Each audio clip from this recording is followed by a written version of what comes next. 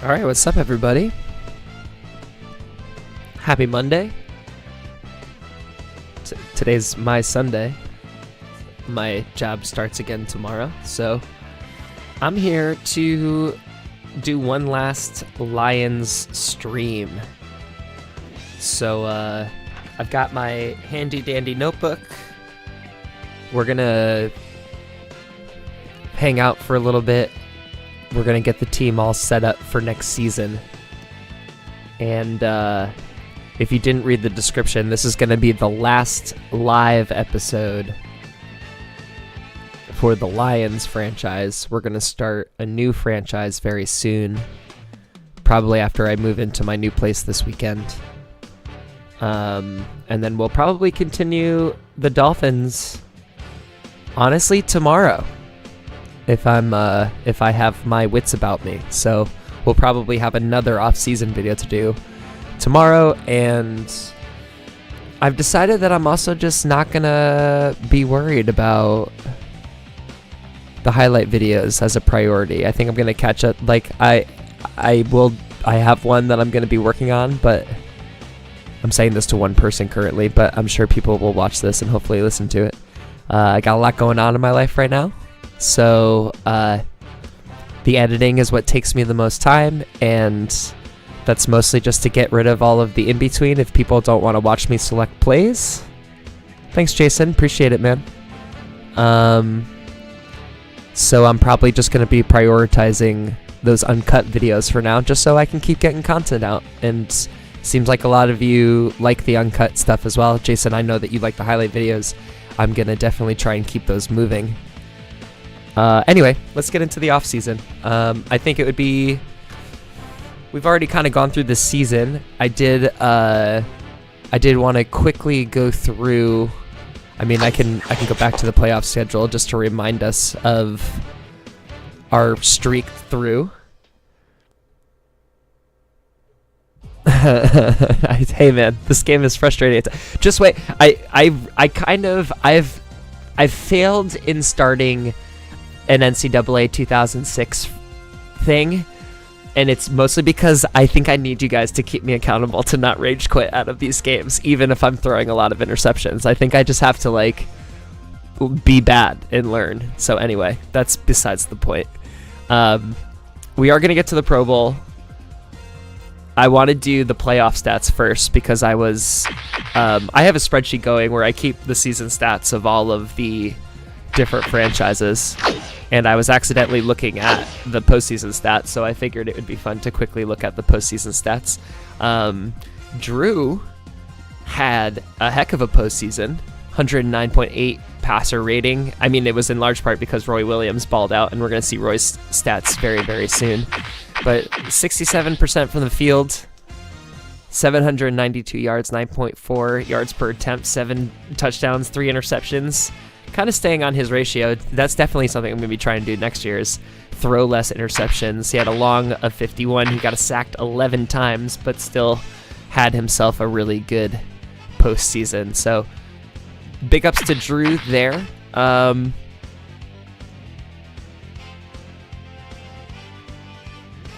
on, man. Yeah, I think you just got to keep playing. I've played way too much of this game. So. We did pretty good at staying 2-1 Foster to Carr. As we know, Deshaun Foster is a sports car, but he is fragile as well, so we kept him healthy. We got him to the end of the season. He ended up having 142 yards on 3.7 yards per carry. Carr did okay, 15 attempts, 51 yards. He struggled sometimes. Drew Brees was awesome on his feet this year, or in the postseason. Those scrambles were huge for us. Glover was all right. Hamilton was all right. And then Fowler pretty much just came in to kneel the ball at the end of games. Longest run of the postseason for Foster, 22 yards. He had the one touchdown, and that touchdown was literally in garbage time of the Super Bowl.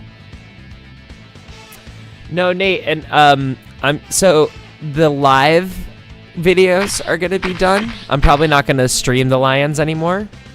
But what I am going to do is just continue to record them and post them because I want to keep playing this series. And who knows, maybe I'll, if we're in the playoffs again, maybe I'll stream the playoffs or whatever. But I think I'm going to prioritize my current/new series for live over this one, if that makes sense. Anyway, the star of the playoffs, Roy Williams, caught nearly 3 times as many balls as everybody else.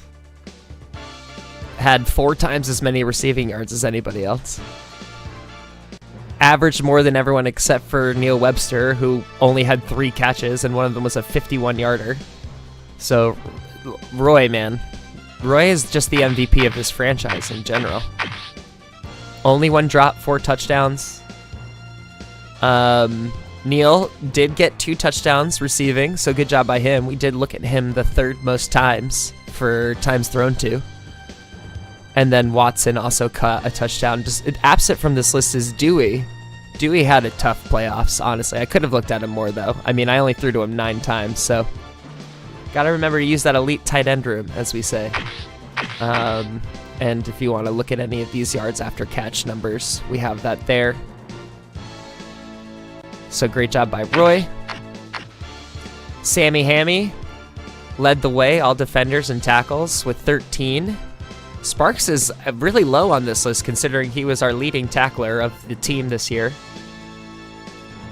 But Boss with 8, Zach Thomas with 6. Man, when Zach Thomas is healthy, he's so good, man. He's just never healthy. And I think we are going to probably be moving away from him in the years to come. Trufant with 6, Sparks with 5, Fernando, Hall, Hovan, Hunt. Unfortunately, Hunt went down with that broken ankle. Go by assists, Sparks jumps up to the top, and Sammy Hammy gets up there as well. I've also decided I'm just calling him Sammy Hammy from now on. So pretty much all of these sacks between Hall and Navarro and even Hovan were by me. So we got some more user sacks this time around. It seemed to make a difference. And maybe I can leave the blocking numbers where they are if I'm going to get these kinds of user sacks. And we'll see how it works next year, because I am going to probably user control Navarro for most of the season. Sammy and Trufant doing great on the pass defending. Farmer right behind him. Teddy seeming to do well. Sparks seemed to not have as good of a playoffs as we would have liked him to. Definitely better than touchy-feely. Everything is better than touchy-feely. And then Sam Hamilton had an interception. Farmer had an interception. Both of these guys in their 3rd year. Man, what a good draft for us that we're still using Sam and Farmer 3 years into their careers. And then Boss Bailey with 1 interception as well. We remember that one against the Eagles. I don't know if we had... We'll check the tackles for loss. Hall obviously had a bunch of sacks. Hovan, Navarro with the sacks. But then Boss, Sparks, and it looks like Grant Norris had himself a tackle for loss. So good job by Norris. We did have a forced fumble. All right, so Teddy Lehman forced a fumble. And potentially, I think Farmer was the one who recovered it. And then looks like Damian Woody also saved a fumble. All right, so that's defense. John Casey in his 17th year was perfect from the field, literally. 5 for 5, long of 36. We're still gonna try and get a kicker next year, but you know, he did his job. And then we had 6 punts, net of about 164 yards, only one of them inside of the 20.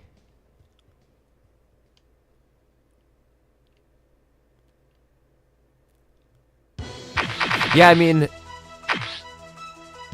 the only difference really between, that's sick.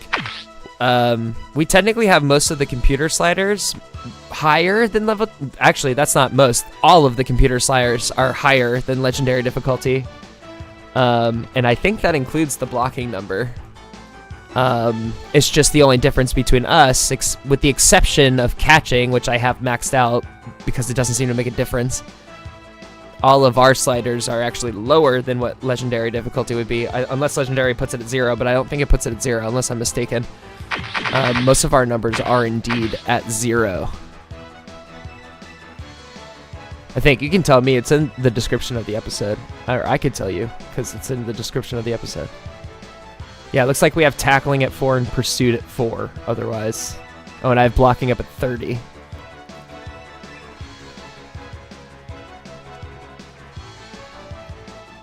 I'm not going to do that, Wolfie, but I have a thing planned for it.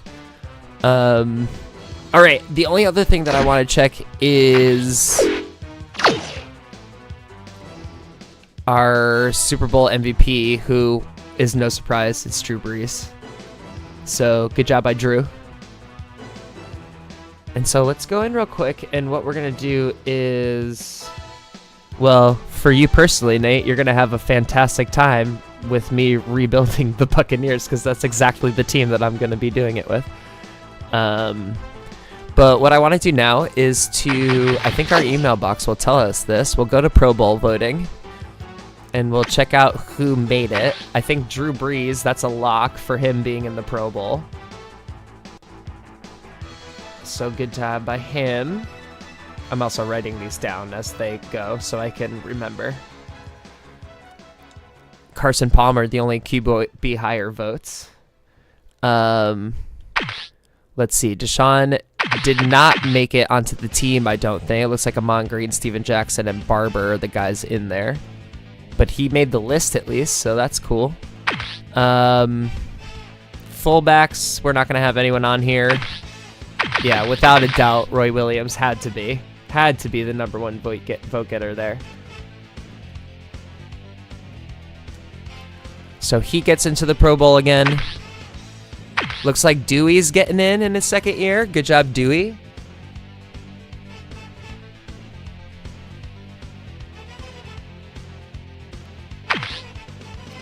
No center. Low-key, I didn't really like the way that our center played this year, even though he's like really good overall. So we'll see where his numbers go. Damian Woody, once again, getting all-pro nod. I think he's been, I'll have to check on this, but he's been all-pro a lot in our time with him. No tackles getting on there. That also makes sense. Look at this, John Casey. Holy crap.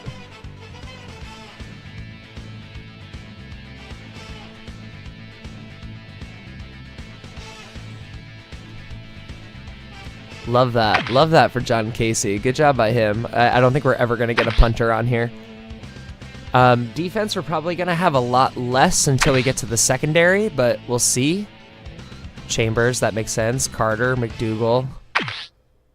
Outside linebacker, do we even get anyone on the list? Probably not. Carlos Dansby is sick. Keith Brooking, Dan Morgan, Brian Urlacher, that all makes sense. All right, here's where we're going to get, guys. So I think this means both of them made it. So I'm going to put Sam Farmer, and I'm going to put Trufant, because I believe they both get in. Wow, Sam's low on this list, but I guess just him even making it is impressive. Look at that. I think Sparks makes it. Wow. I'm actually shocked by this. No pun intended.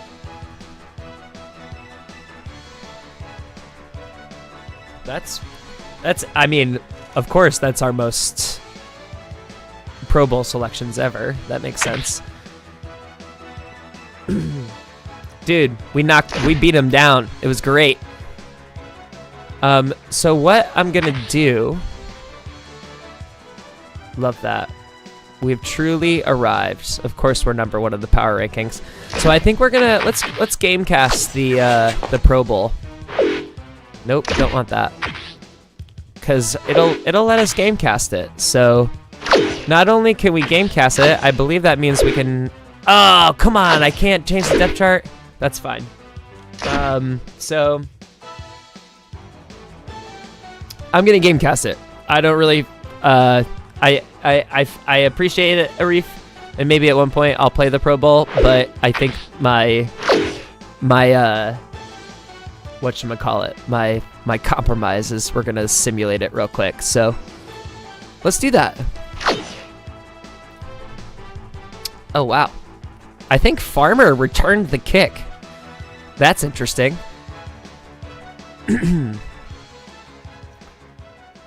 And Peyton Manning is returning the punts for the AFC.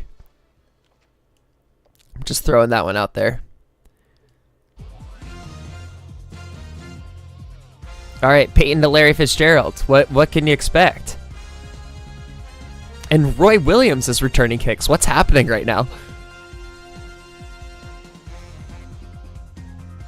Peerless. Give the ball to Roy. Carson. There we go. John Casey getting a field goal in the Pro Bowl. Let's get it, John.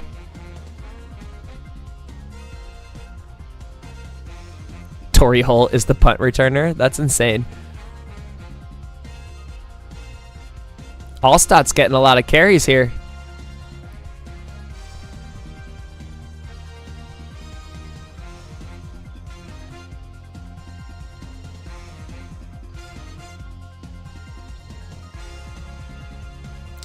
Well, I guess that's why.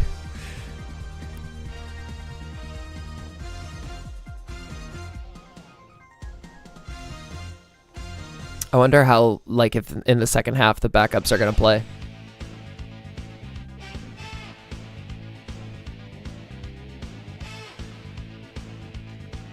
Oh, Dewey. Dewey getting a couple catches.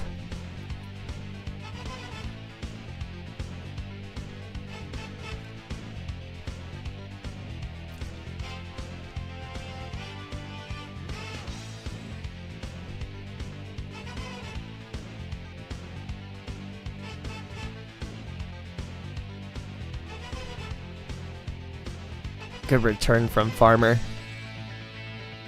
There must be fumbles happening, and they're just not, or maybe interceptions. They're just not like coming up on the screen. Tough breaks for the NFC right now. We got to get one. There's Roy. I was just about to say Roy has been non-existent in this game.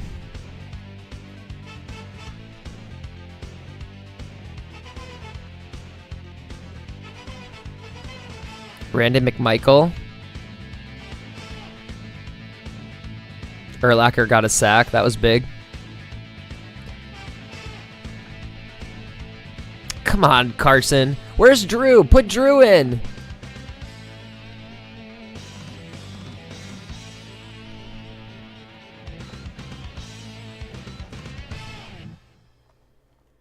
Damn. Tough. You hate to see it.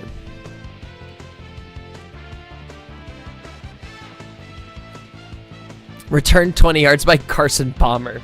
I love that glitch. Okay, cool. Well, we simulated the Pro Bowl. The AFC is victorious over the NFC 27-10. Let's go to the calendar. All right, so I think we can start the off season. I don't think there's anything else that we need to cover here. We'll go through retirements when we get to that point. I don't think there's anything else that we need to check. So we can go ahead and start the off season and start to check all of the things that come with that. So let's freaking do it. Retirement period is here. I think we'll go through this before anything else. Well, Casey's hanging it up, as is Fernando Bryant. So that makes sense. Oh, son of a mother. I made a mistake. I forgot to re-sign players before the cap. I could technically reload, but I don't know. What do y'all think? I'll let you debate in the chat about whether I should reload really quickly. It would technically reset the Pro Bowl, but I don't necessarily care about that. Looks like Jason Elam is retiring from the Packers. Sean Morey is retiring.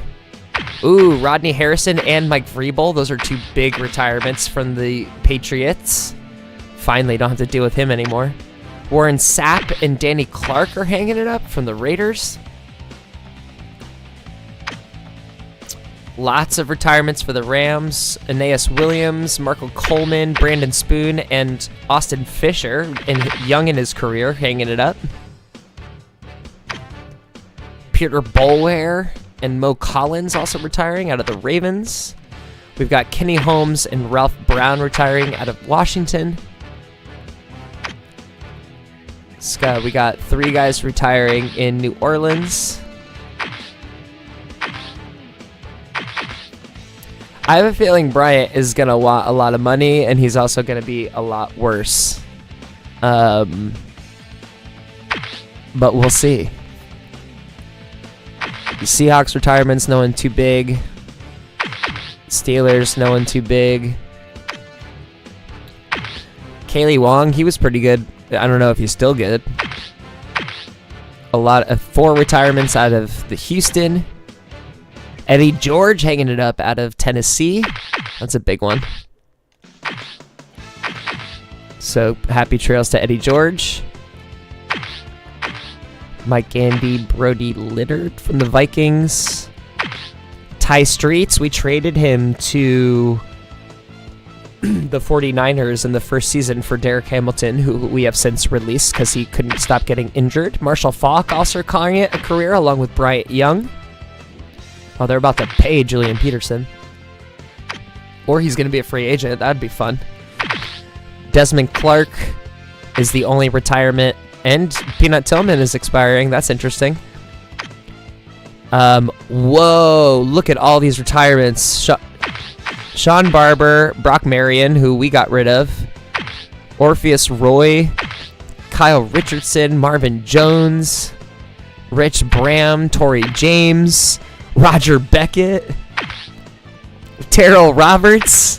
What's happening in Cincinnati? Tony Stewart.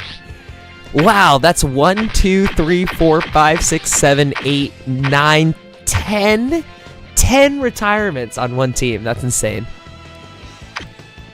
Also on the Bills, lots of guys hanging it up. Mark Campbell, Antoine Winfield, Brady Smith, Al Harris, Desmond Shelton, Chris Villarreal, Tim Yuhus? Tim Yuhus? Interesting name. Lots of retirements out of Buffalo. Edgerrin James hanging it up. So lots of running backs about to get an opportunity here. Rob Johnson finally calling it a career. Earl Little, Sam Adams, Mario Edwards, Aaron Shea out of Cleveland. Brad Johnson calling it a career, as is Jerome Bettis, who retires in Tampa Bay. Joe Duravicius as well. Ronaldo Hill and Bryant Johnson are calling it in Arizona. Kevin Dyson, Reese Caldwell, and Eric Parker, 3 receivers going away from the Chargers. Priest Holmes calling it a career. Tony Gonzalez calling it a career. Wow, a lot of Chiefs retiring as well. Antonio Freeman and Scott are retiring after their disappointing Super Bowl L. Eric Brown and Sean Ryan are calling it quits out of Dallas. Sammy Knight, Ron Stone, and Brian Kelly, and Matt Turk, and Arturo Freeman, all calling it a career out of Miami. Richie, Gus Farrote, Ramon Cohen, who was he a computer generator? Maybe he's not, because he has maybe he is. And David Akers is not retiring, so Philly only retiring 3 guys. Dwight Cole, a young guy, a computer generated guy, calling it quits out of Atlanta. Amani Toomer, Terry Cousins, both calling it a career. We've got Mark Edwards, Michael Hawthorne, and JP Darsh retiring out of Jacksonville.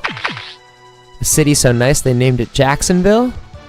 We got Reggie Tung, we got Tyrone Poole, we got Isaiah Kasivensky. Wow. And then we've got Chris Baker retiring out of New York. And then we're back to us. You know what the gift is that first of all, I'm not re-signing Bryant out of retirement because look at how much salary he's giving me back. I'm going to get $4.5 million to work with here by these 2 retirements. So I'm going to respectfully bid Casey and Bryant adieu. My question is, should I reload the save so I can spend my extra cap room on re-signing a couple guys? Or should I... Maybe I won't do that this year. I'll make that like the penalty for me winning the Super Bowl. That I can't do... I can't cheese the game by using the rest of my cap space. I have to I'll just say that so I don't have to reload the save. Anyway, John Casey, Fernando Bryant, thank you for your service. We'll highlight Fernando specifically since he spent 4 years with us, so he clearly was getting less and less use as the years went on. He was regressing. He's down to a 68 overall. But, thanks for the memes, Fernando. You had some big plays over the years.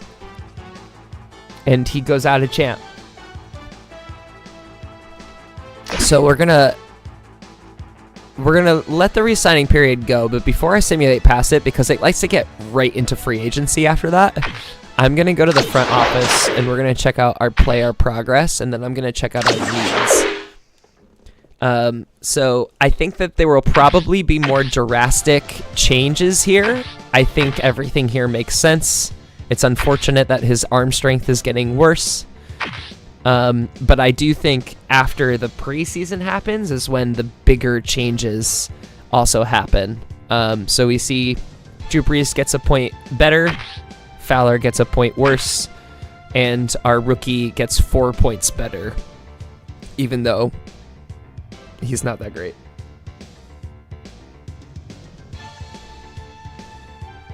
Thank you, Al. Deshaun Foster recovers a point after dropping like 8 from the last season.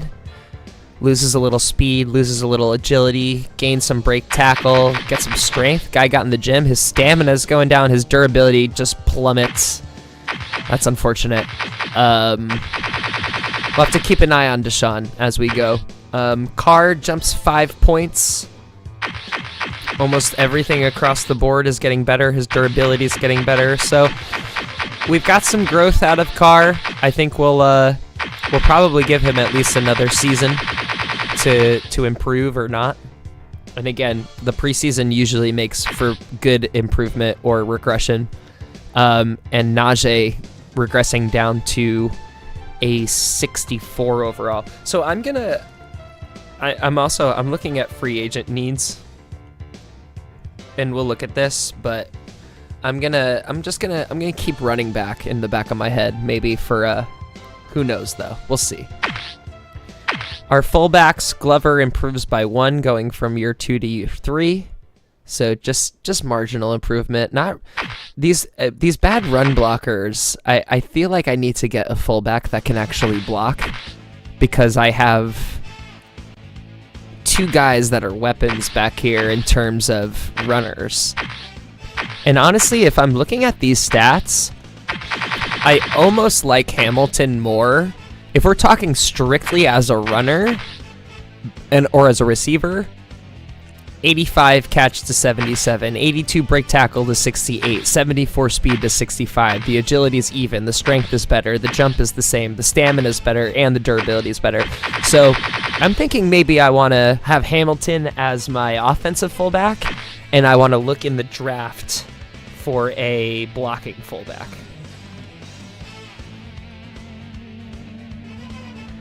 Or who knows, maybe I'll find it in free agency. That just feels like a need for us moving forward. Roy, it makes sense he goes up a point. All the wide receivers having no strength is really, really funny. To me, at least. Brett improves from a 77 to an 82. His run route is a 99. That's awesome. He's still pretty fast. Charles makes no improvement. It looks like he's starting to regress in his speed and agility a little bit, which makes sense. His catch got better, though. That's awesome. See, I feel like Lane and Webster are probably going to pop after the preseason. I have a really good feeling that they're going to pop. And I feel like we could probably, again, draft like a late round receiver with really good hands and just have them on the bench, and maybe they're fast too. So we'll see. I think like a late draft receiver is probably an option. All right, Dewey for now retains his 100 overall rating. His pass and run block numbers are in the 80s now, which is awesome. His catch is in the 70s. Like, this guy's incredible. Pretty stoked that we have him. Ben Watson creeps forward to an 86. We're gonna see how much money he wants. Because that could be interesting. So we'll see how much money he wants. And then Fitzsimmons is a great third-string blocking tight end. All right, Vernon Green, I didn't love how he blocked a lot. I feel like he was in no man's land a lot, but he's a 95 overall, 86 run block, 94 pass block. Like, he's as good as we can get, especially for a drafted guy. Plus, we have Doyle Wood on the bench at an 83, so we're sitting pretty at center. Guard, it looks like Damien's regressing still, but he's still just a really good guard. Block numbers are exactly where you want them. I'm hoping Ed Hansen steps into the starting role next year. He's up to an 85. His run block numbers are getting better. I think I might just put him there after sitting the first year learning from our guys. And which means Cozy Coleman is probably going to be back on the trade block in some capacity, because we also have our other drafted guard, Stanley Garrett, sitting here with good pass block numbers off the bat, and hopefully his run block numbers can get better. So Cozy right here is a potential move on guy depending on what our signings look like. Backus, no change. Don't love him there. DM starting to regress. I feel like we're going to probably be moving off of him. Ward jumps 6 points. He did get a bunch of playing time this season. His blocking numbers are now solidly in the 80s. I think he's going to be stepping into that one of those starting roles. And tackle is potentially what we're going to be looking at for our first round draft pick. But we shall see. We shall see indeed. We might also, maybe we'll trade out of the first round. We'll see what people want and what they need. Defensive tackle, Hovan is officially out of the 90s. Owen is up in the 80s, and Sean Rogers is just taking little tiny steps back, but I still like him as a backup guy unless he's super duper expensive, but we'll have to see where these guys are contract-wise. Looks like both Hall and Navarro had no chains. Michael Haynes drops a little bit. We signed him as a replacement. Luke Allison gets a little bit better. Still doesn't have the run coverage numbers that Navarro does, and we're working on his pass rush. Boss Bailey continues to creep closer to a 90 overall, getting up to an 87. His speed is starting to go down a little bit, but that's okay. So he's definitely still our best outside linebacker. Teddy jumps up into the 80s as well. So good job by Teddy. Boone took a good step forward in his first year, and Norris is starting to maybe regress a little bit on the bench. Our first drafted guy to show a little sign of regression, so that's interesting. Actually, is he maybe he's not a computer-generated guy. 4 years pro? Oh, no, he is computer-generated. All right, Zach Thomas continuing to take steps backwards, but none of these guys have really... I mean, Freeman went backwards. Bradford Hansen, who we picked up, this is the guy we're hoping will pop. So I think Zach Thomas is also someone we're going to be moving away from. He's old. He gets hurt a lot. He's regressing. Somehow his tackle numbers are getting better. But if it's not Pearson or Hansen, we'll see what we have out there for ourselves. Because I think we're going to be using our third-round pick to draft a kicker, which is kind of funny to say. But our most pressing need that I think that we're going to fill in the draft is kicker. Trufant continues to get better, but Farmer continues to regress, which is so weird to me.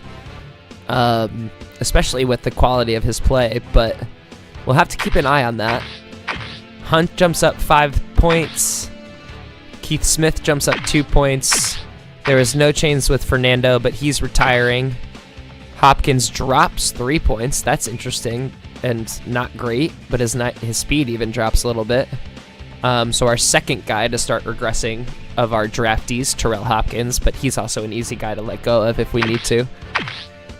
Sam Hamilton jumps up into his 80 spot. He's getting fast, too. And the other guy that we drafted behind him got 5 points better this year, so that's cool to see. Lowell Sparks sits at that 72, and Terrence Holt has that slight regression. John Casey drops 5 points. and our punter drops 1 point, and our punter behind him is getting better, but I wish that kick power would get somewhere more competent, because I just don't love that low power number. What's up, Cubics?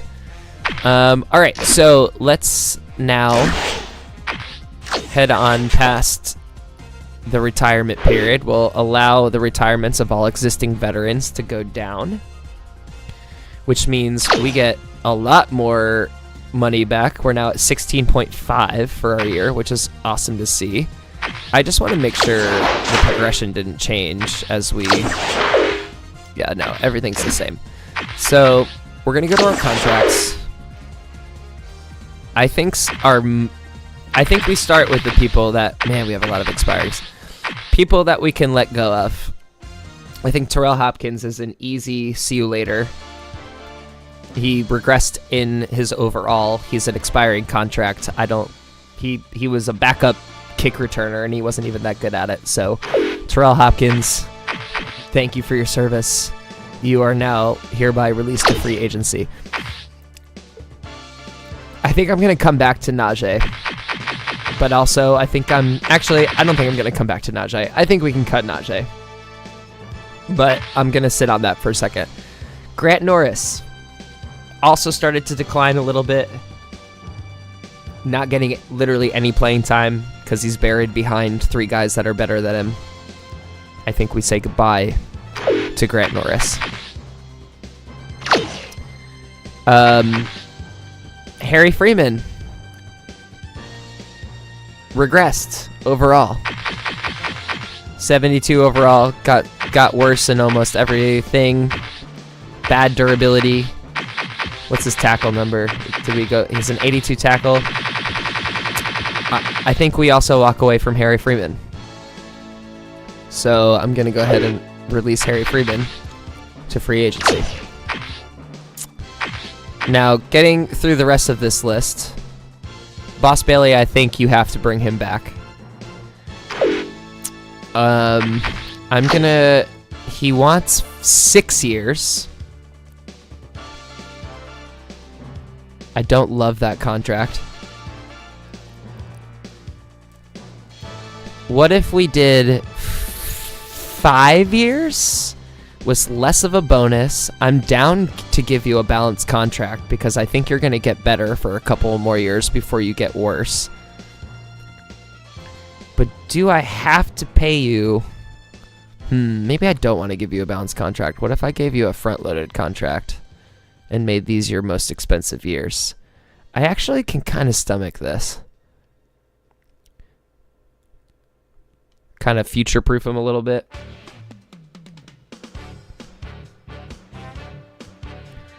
So we're essentially giving him... And I could stretch his bonus a little bit, because I don't think we're trying to get rid of him anytime soon, and that makes his salary a little bit more palatable. So yeah, you know what? Let's give him that. Let's give him his 30%, and we'll pull down his offer a little bit as well. I think you deserve $5 million in guaranteed money, boss. You got us a Super Bowl, and you got better this year. So we're gonna go ahead and make this deal. You declined that, you mother. All right, I guess we're giving him 16.75. Final offer, boss. Although I will go up again if you decline it. Oh, you son of a bitch. What do you want? What do you want? Do I have to make it a clean 17? Is that what we have to do? Let's make it a clean 17 then. You're going to play hardball with me? I can't believe he's playing hardball with me. If he declines this, it's going to get more expensive. Thank God. Woof. All right, we got Boss. Boss is back. 5 more years. Now, Ben Watson. Let's see how much Ben Watson wants. He wants 7 years with a front load at 30%. There's zero part of me that wants to do that. That is very rich. That's very, very rich indeed. Again, let's talk about 5. Let's talk about 5. I think we can talk 5. I think we can talk 30%, dude. I'm down to talk 30%. In fact, I'm down to potentially talk 40% and get your salary somewhere where I like it a little bit more.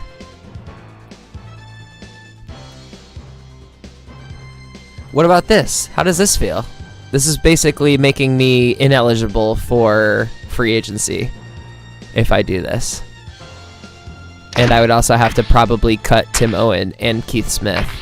I'm going to have to come back to this because I think Ben Watson may be a casualty of the championship syndrome. I think I do want to bring back Keith. I want to see what he wants. He wants 6 years for $625.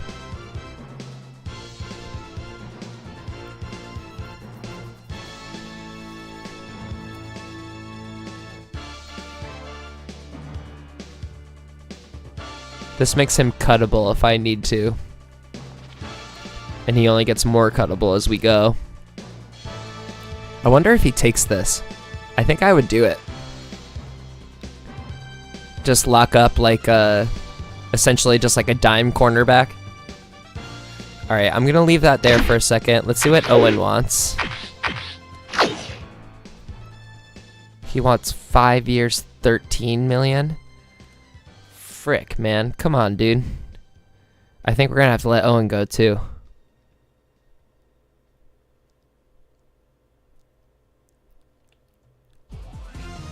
So, essentially, first of all, we're going to let Najee walk. And then I'm going to look at our needs. And see... And I also need to remind myself... I think we definitely don't have our second-round pick, but I need to remind myself... what picks we do have. And I don't think I can look yet. Shoot. But I can look at our team needs. Obviously, we need a kicker.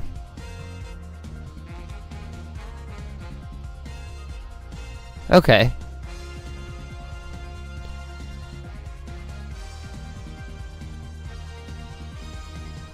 I think we have enough picks. Plus, I'm essentially gambling on some free agency availability.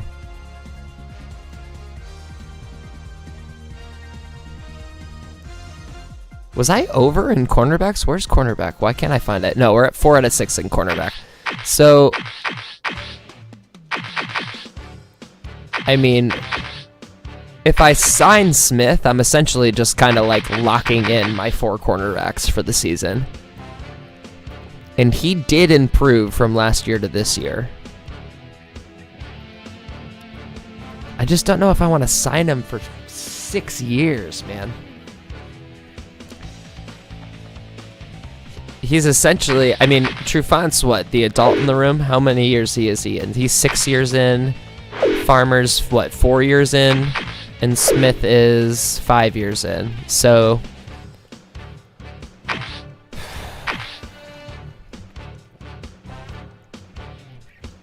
I don't know. I'm so torn on what to do with Smith. Feel free to give opinions. And then for defensive tackles, we have 1 more year of Rodgers. We have 2 more years of Hovan. I mean, I'm happy to just slot Rodgers back into the starting spot, especially for the amount of money we're paying him. He's also, again, Rodgers is incredibly cuttable right now. Maybe that's something we could do. We could just cut Sean Rodgers and we could sign Tim Owen. Oh shit, is that what we should do? I didn't also really look at that. Maybe there's some cuttable guys on here depending on what we want to do.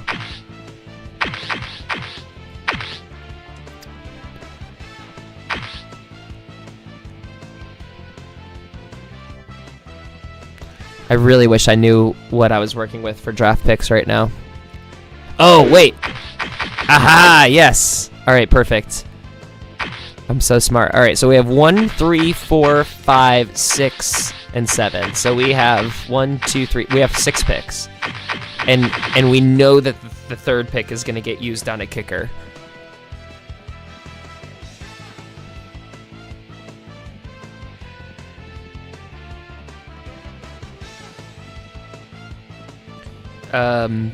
So the question is, no, I do not want to finish this trade now.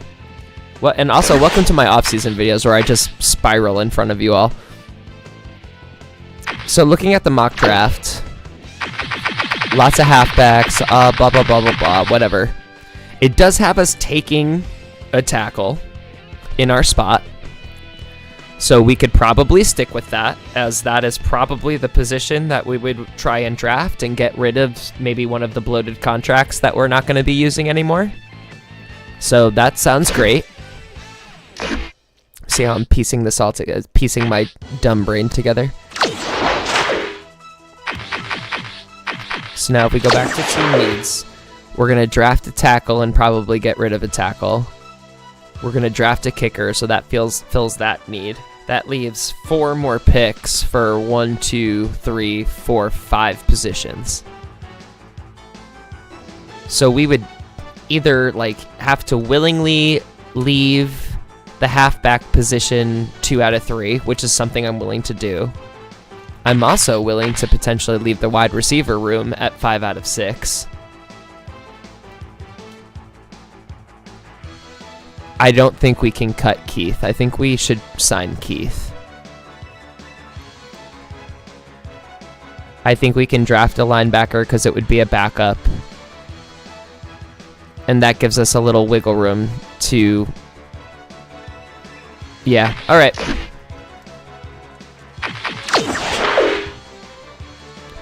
So I think I'm gonna walk from Owen based on how much he wants. Because I don't think I can re-sign Owen and Watson, and I want to re-sign Watson. I think of the two, I would rather grab Watson. I don't want him for 7 years. I mean, I could lock in this tight end room for the next... What is... I'm so sorry I'm jumping around so much, but I want to see how much... So 4 years left on Dewey's rookie deal. So yeah, why not sign him to 6? Maybe 5? Let's see how much 5 would hurt. And maybe make it descending instead of front load. Like really make this the year that we pay him.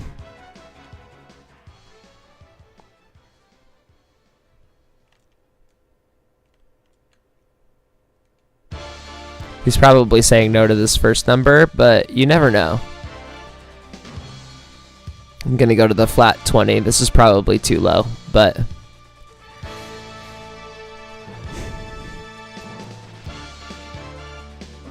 We could also do the thing where we trade our first round pick for a couple of lower picks and just get a bunch of cheap guys too. But yeah, signing Ben Watson does essentially take us out of free agency.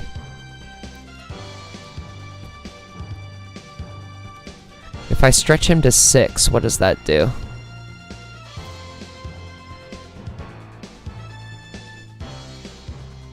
Makes him very expensive for the first 2 years.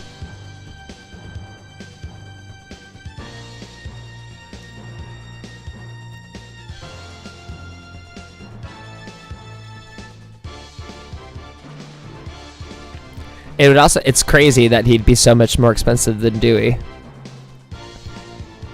I don't know, it's hard. This is a hard one to figure out. His catch number, I feel like, is lower than advertised. His durability is fantastic, although I feel like he did get hurt.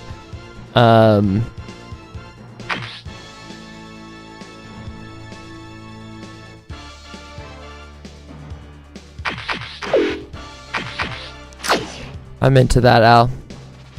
Alright, well, let's try this again. Let's go back to 5. Let's go back to 40.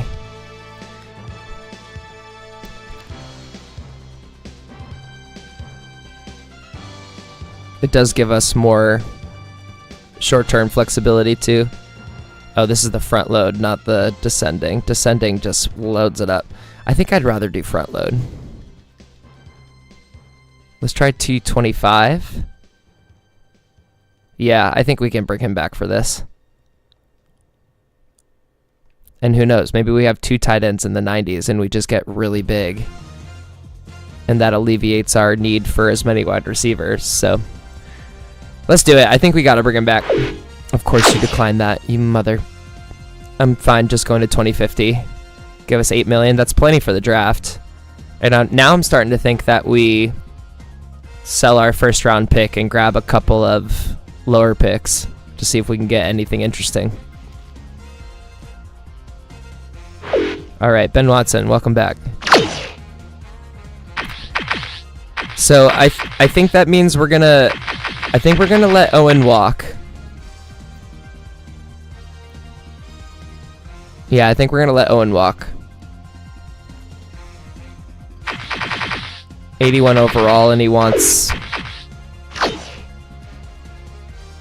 that much for 5 years. Yeah, I'd be compromising myself for the draft if I paid him like this. I can't do it. All right, well, good luck on your new team, Tim Owen. You were good while you lasted, although you didn't really do that much.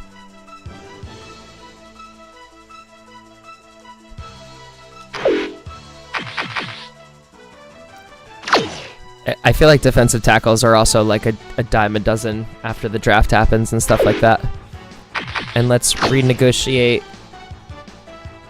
Keith's contract. We're going to give him 5 years. We'll probably also go... Let's go descending for Keith.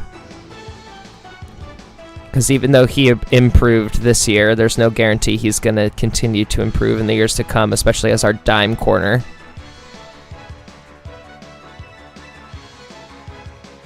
That's what I'm thinking, Al, because we have 4 tackles on the books already, and one of them's one of them's about to become the starter.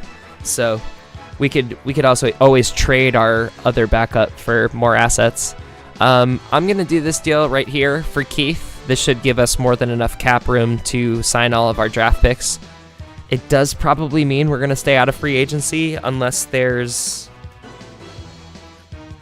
a specific need that we can get for cheap, but I want to try and stay above 6 points, or I want to try and stay above 5 million going into the draft. So let's sign Keith up. Of course you freaking declined that, you jerk. I can go to 5.7. I feel good giving him 1.1 in the 70s this year. Just bringing him down to 20, change it that much. Let's keep it at 30, that's fine. Actually, I kind of do want it at 20. I'll even give you 0.5 more for it. That's fine. That just makes the bonus a little bit less gnarly as it gets later in his career, just in case he starts getting worse. Alright, so Keith, I'll bring you back. And all of our free agents are signed. Deshaun is going to be a fun one. We're going to have a lot of guys we're going to have to pay. We're also going to have to look to ship off Zach Thomas. So we've got a lot of stuff that we can be doing right now. We could also, although I feel like expiring contract, Zach Thomas is probably going to be... Let's just... I can't put him on a trade block yet. All right, that's fine. Like maybe Zach Thomas in the first round pick to somebody gets them a lot of stuff. We could also potentially think about packaging DM or Coleman for someone, because I think both of these guys, especially DM, I think DM's probably definitely losing his job next year. So we could go trade hunting during free agency or any of the other times. But let's see who we've got out there. Breeze and Fowler are up for next year. Interesting. We've got a lot of contracts coming up next year. Okay, let me check our team needs one more time. Yeah, that looks right to me. Okay. I'm going to simulate through the re-signing period, and then I'm going to drop a quick save just to make sure we've retained everything that we've done so far. I'll do that because technically Let's save really fast.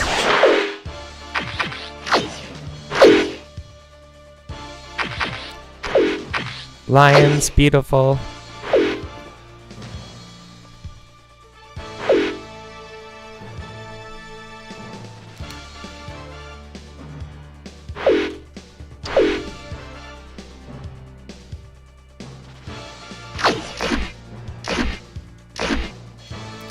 So let's see if trade block comes up yet. It does come up.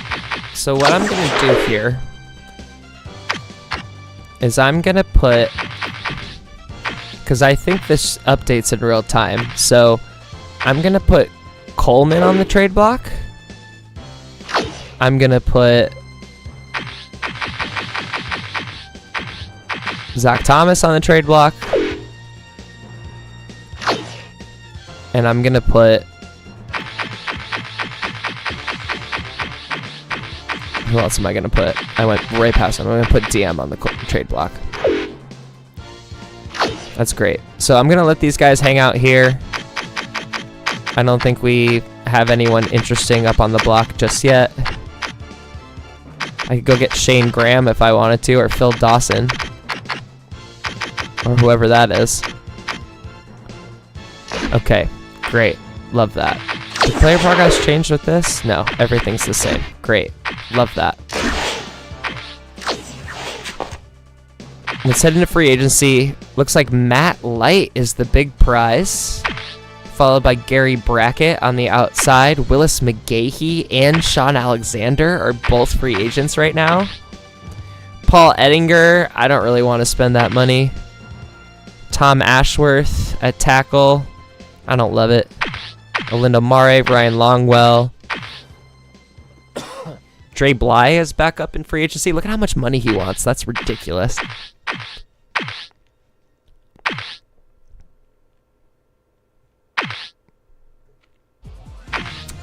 So yeah, let's look at some of our positions of need. It's really just defensive tackle and maybe like blocking fullbacks that I want to look at right now.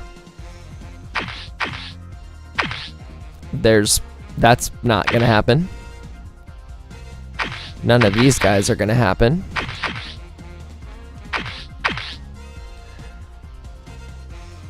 Dominic Rhodes for that money? That's actually like, put him as like what's his durability is low? Is that what the problem is?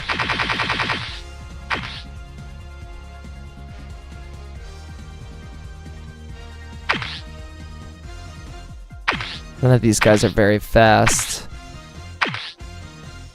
Lee Suggs, that's funny. I think what jumps out at me here is the 5 years for 365. That's really cheap. That's like barely a scratch off of our books.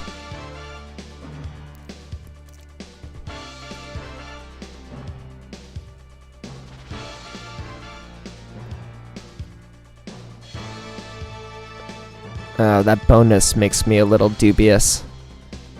He becomes much more expensive if I take the bonus away.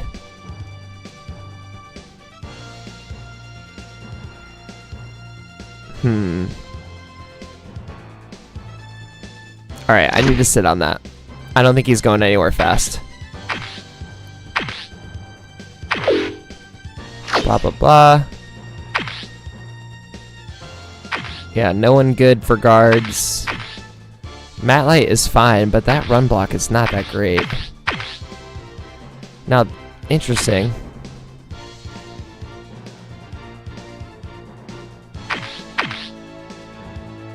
Lance Nimmo forever just sitting there as like decent numbers, but isn't that good? Yeah, I don't think I'm probably going to go after Matt Light. I don't really want to spend $6 million or $3 million on a kicker. Looks like Green Bay got real serious about it real fast.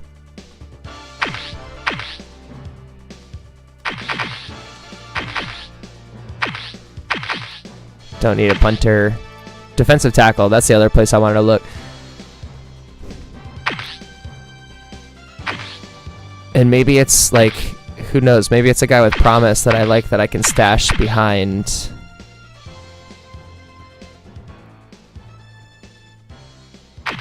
Got distracted by Fleming here. Run coverage is not good, but pass rush is really good. Tackle sucks. Strength is good. Speed is okay. Durability is alright. I'm going to organize this list by durability real quick.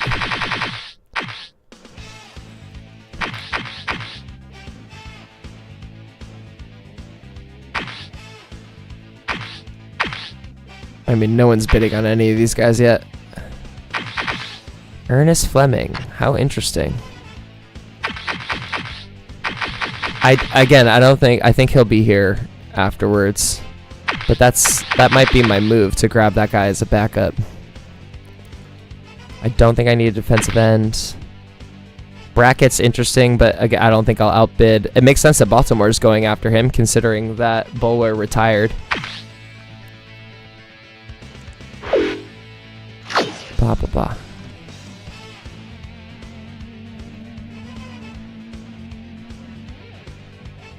Gene Kennedy. This does look like a basic guy that they just shaded darker, which is absolutely crazy.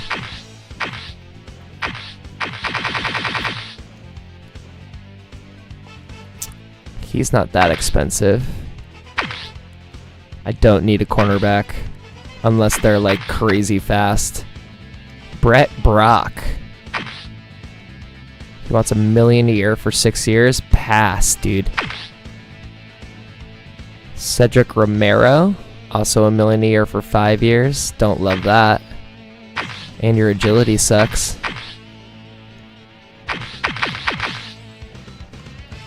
Oh shit, I could grab Dexter Wynn as a kick returner. 163 for 4 years, and he does nothing but return kicks. 87 speed, 95 agility. Where's the secure ball? It's okay. Alright, we're going to remember Dexter Wynn for later as well, because I don't think he's going anywhere.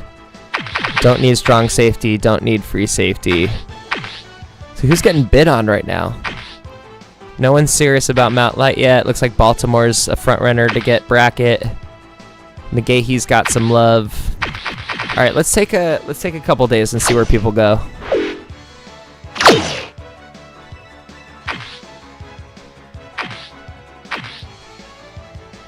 Oh, wow, McGahee might go to Minnesota?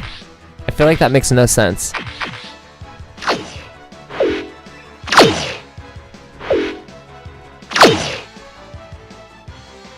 Alright, so Matt Light's off the board.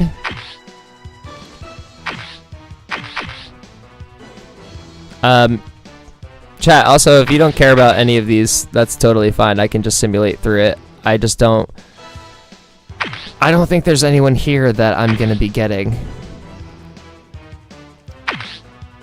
Except maybe Dominic Rhodes. And that would just to give, like, a different look than Carr. But I feel like if we're getting someone like Dominic Rhodes, we're giving up on Carr. So I'm talking myself out of that in real time. There's definitely no wide receivers here that I want. It's interesting that some of these guys are getting love, though. No guards. I think I like the tackles that we have. That guy's expensive as hell, too.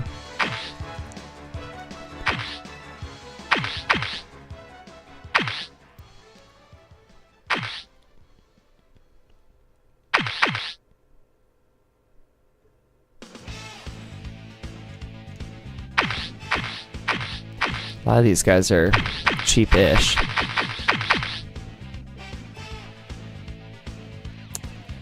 I keep coming back to this Fleming kid. I think he'll even be there when, like, free agency is over because his rating is so low. And he's a defensive tackle, so I think I'm not going to sweat it. I think I'm just going to maybe let this go.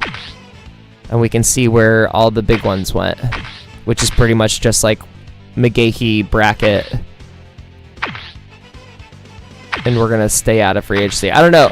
Again, anyone who has opinions on this stuff, I've only seen a couple of names that I really, really liked.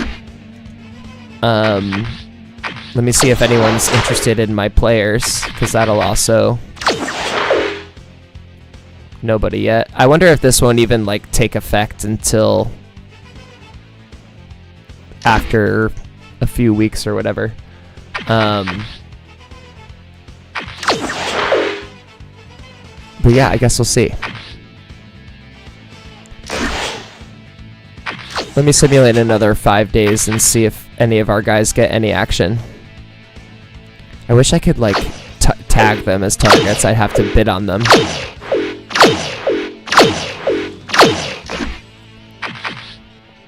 Alright, so all the big guys are gone. We will go find out where they went before we start, whatchamacallit, before we start looking at guys. Alright, I talked myself out of Rhodes.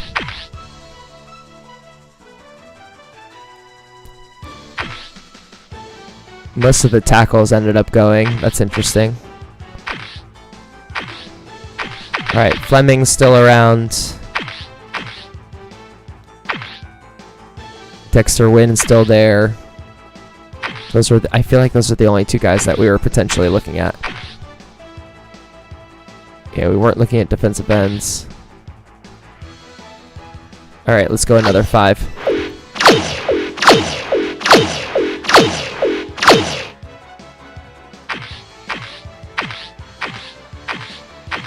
Dexter Wynn still there, no bids.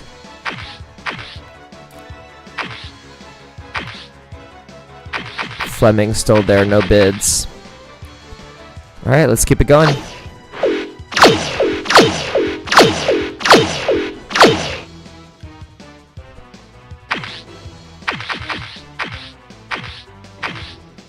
Alright, still no offers, although some of these down low guys are starting to get offers, which is interesting.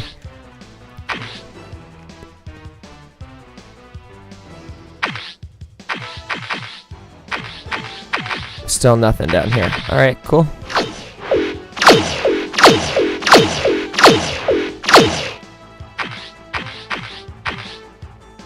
So Dexter has an offer.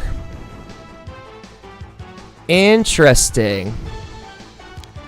So I think I'm going to I can outbid them by going down to 149, which is what I'm gonna do. I think I'm gonna drop this offer and try and get him as a kick returner, punt returner. Oh wait, but so the reason why I want that is because I like Enrique now as well. Because as of right now, Enrique is only gonna play in dime. So let's just save it for the draft. Let's save it for the draft. Let's just draft a fast cornerback. I think we're gonna try and turn some guys and some picks into more picks. Last one we want to check is Fleming. Still no activity on him. No one can even get Farmer an offer he wants. Let's do another 5.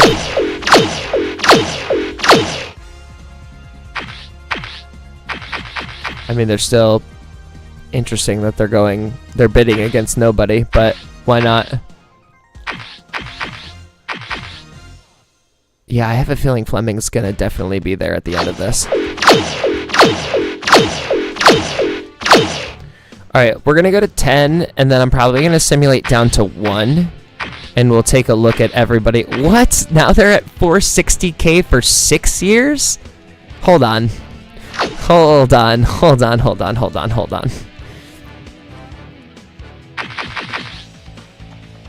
I mean, I could jump in on that. You're asking me to beat nothing right now. Literally, I could go to the minimum amount. Oh, sorry, that was my offer. There we go. Yeah, I'll offer you nothing and you'll like it. Let's do that. There we go. We've offered up on... Imagine if somehow that glitched into working for us.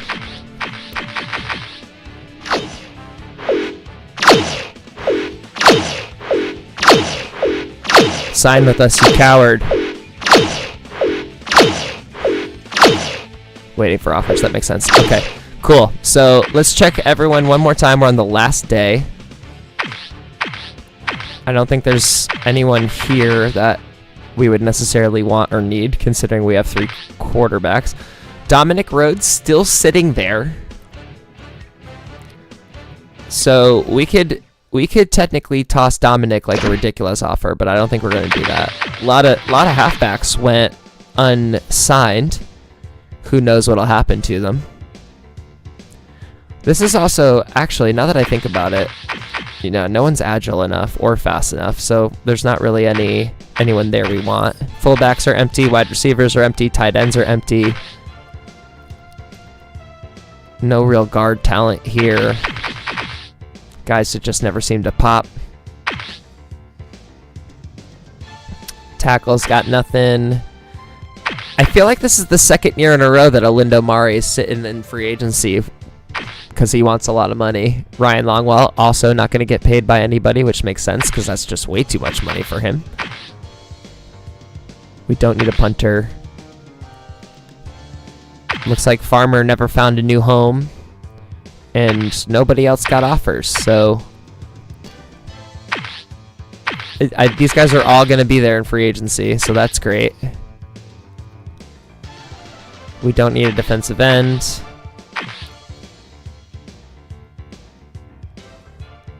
Looks like New Orleans got up to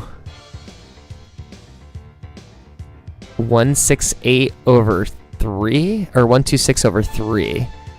So what is that? 3, 126. And I could take away the percent. What if I just made it balanced? And it's still better than what they were offering you. Alright, I am once again going to make this offer to Dexter, and if he doesn't take it, then we'll figure it out. And in the final day, I just want to, because that'll sit in free agency for a little bit longer. I doubt that anyone has expressed interest in our trade block. That's no surprise. I don't think that's going to happen anywhere. So we'll keep an eye on this. I think I have an idea of how I want to do this, but we'll go to the last day of free agency. I do not think he accepted our contract. I don't think he did. So I think... Yeah, so we're there with our 4 guys. Perfect. Love it. Anyway, let's go see where the 2 quote-unquote prizes went. The first was Brackett. He did not go to the Ravens.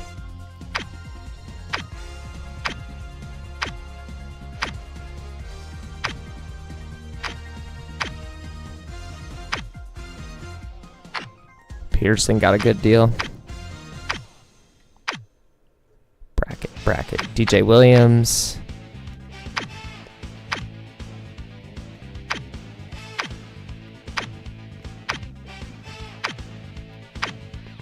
Where'd this guy go? Oh, there he is. So he joins Aodeli and Favors in an overloaded Jacksonville Jaguars team. So good for them for getting their guy, I guess. And then halfback, we're looking for Ricky Williams. Oh, that's a different Ricky Williams. I was like, wait a second.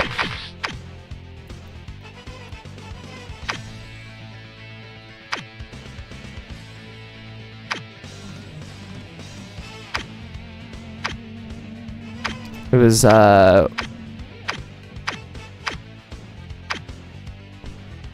believe it was Willie McGahee, right?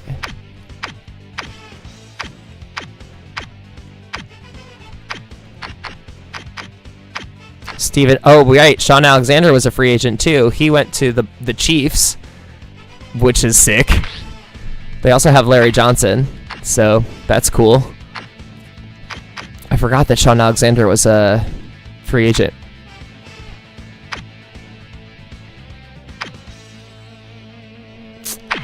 So Willis McGahee goes to the Dolphins to join Craig Gardner, who they drafted. They are spending a lot of money on running backs. Holy crap. All right, so Willis McGahee is a Dolphin.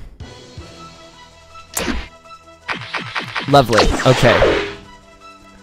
Still no offers on our guys. I don't think there's any updates of player progress. That's great. Let's look at our team needs again.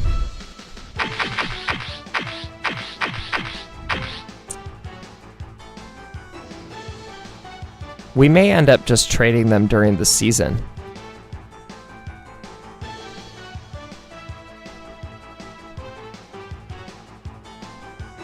I mean, Ward's ready to start, so DM is definitely going to go. And I'm hoping Butler can pop soon.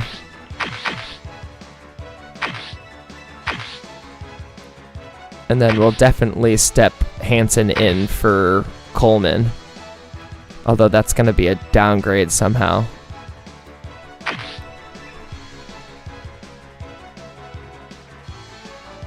Nobody took Rhodes, so he'll be there. I still don't want to give up on Carr like that, though. Like, we'd probably be okay with just a 2 running back room. Especially if we start using Hamilton in the running game more. That was the other thing. I want to look at a fullback that can block.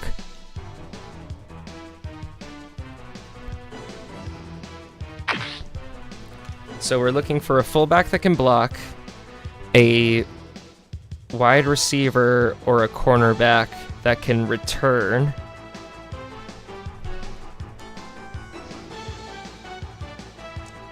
an offensive linebacker, a defensive tackle,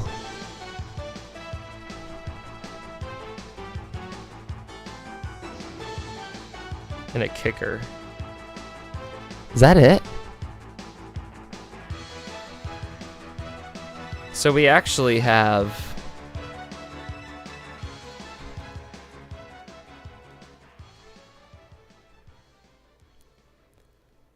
So I can either...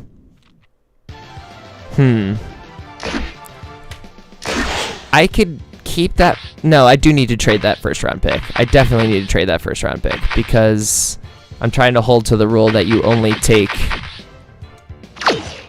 first round players in the first round. So we're still listed to take the tackle.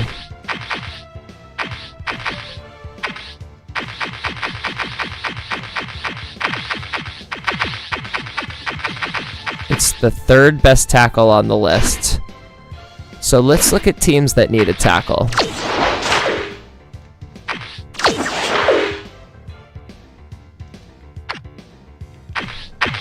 Let's look at teams that need a tackle. Jets don't really need a tackle.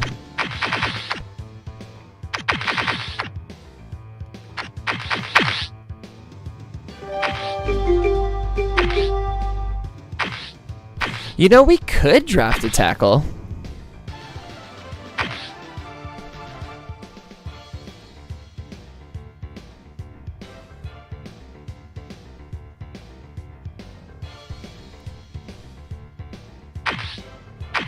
Yeah, we could draft that tackle in a first round. And we could move on from DM. And also just move on from Butler if we need to shave salary. Because Butler's a 5-year guy. He's not going anywhere. Honestly, I could cut him right now, and I don't even feel that bad about it.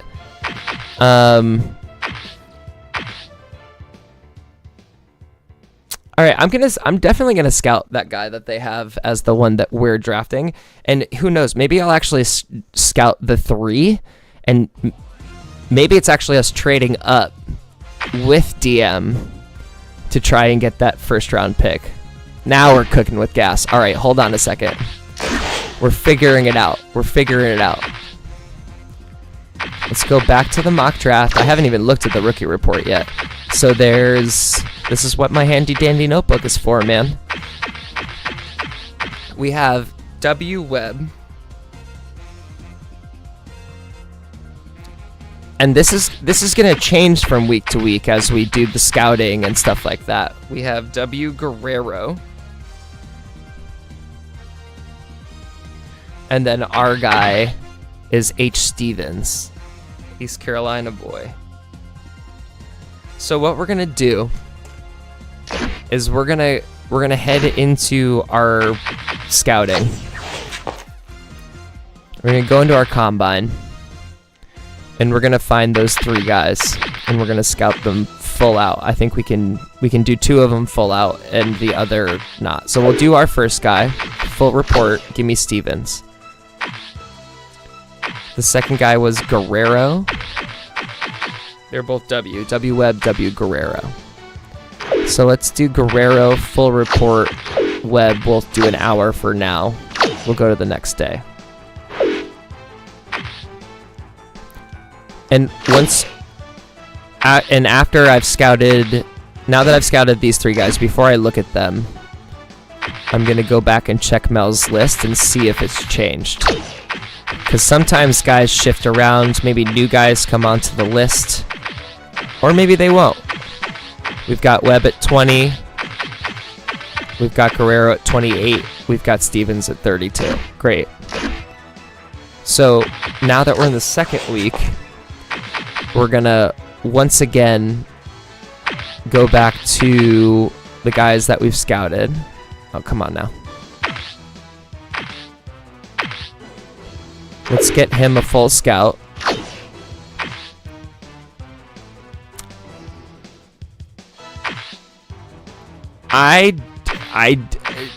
I'll be honest, I don't like either of those.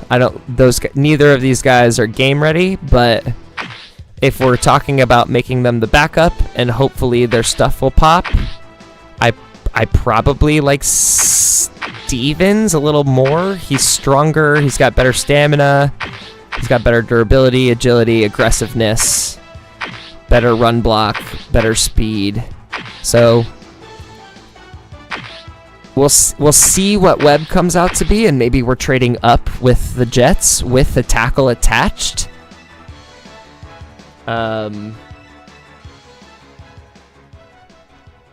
But that's that. So now that we've scouted them, I want to look at kickers, because we're going to spend our 3rd round pick on a kicker. And I probably want, what do we think would indicate they have strong legs? I would go probably with their jumping.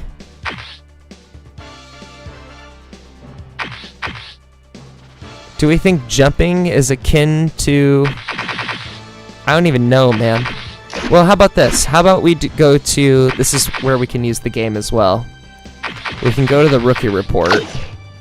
And technically, these are the best players in the draft. Right here. And that's also sort of how you can cheese the game a little bit. And I believe that if you go to kicker, it stays in that order of who the best are. So if we're going by who's going to have the best overall rating by what the game thinks. It's going Roosevelt McKenzie, first of all. Love that name. And then Jared Brady. So let's start with them, because we're only going to be able to scout 2 of them in this first week.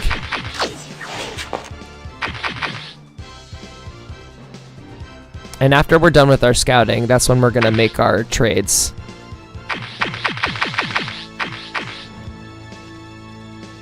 So the first was McKenzie. We'll give him a full scout, and we'll give Brady a 2-hour scout. And now we're on to the next week. So we'll jump back out to jump and shuttle run. Yeah, I guess that as well.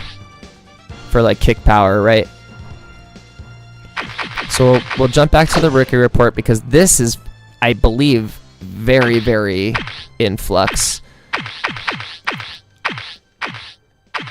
So kickers, I mean, we could look at Reeves. Technically, the strongest and best shuttle run is Watkins. I believe these numbers also change from week to week as well. So we could do Reeves and Watkins. The other stuff I want to start looking at is I want to look at fullbacks to get a guy that can block. So let's check the guys we scouted and see if we like what we see.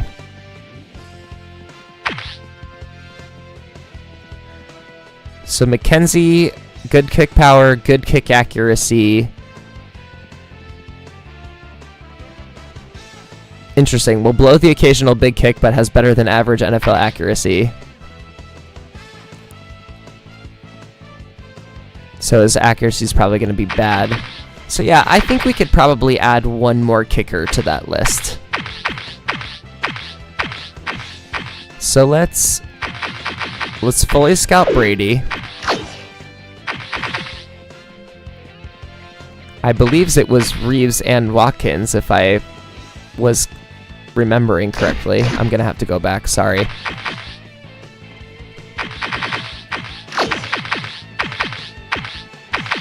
This is like my favorite shit ever though. Reeves and Harmon. Let's do Reeves. Let's do Reeves. And then I'm gonna grab, I can fully scout a fullback as well. So we'll get Reeves, full scout.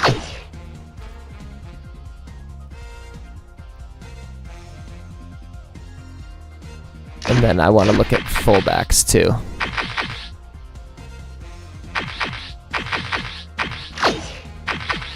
So we might be willing to spend our and I want to look, oh, I shouldn't have done that. So this Ramos kid is up there and like the best player available for fullback. Santos is good too. Gary Long. I want to look between maybe, I mean, the three of these are pretty good, so let me write them down. Ramos, Santos, and Long.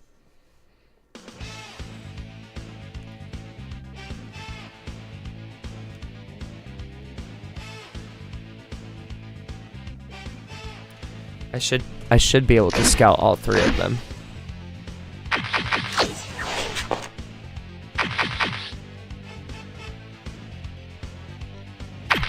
So we'll go to fullback. We'll start with Ramos.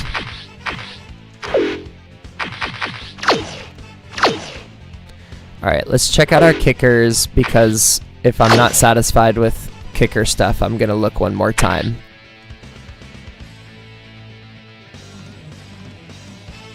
So that, I mean, 77 run block for Ramos is definitely like, that's good. I want that.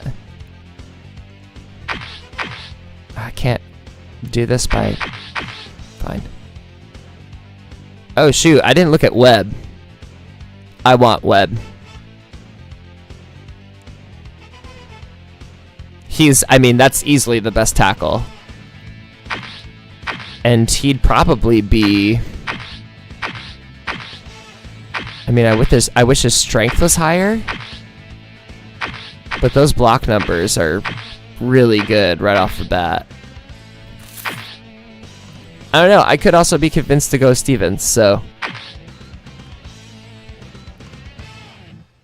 A very consistent, interesting.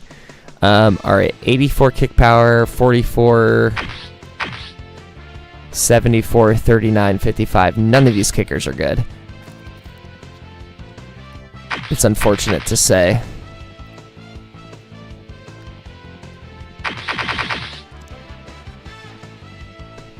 But I think I want to prioritize scouting the fullbacks.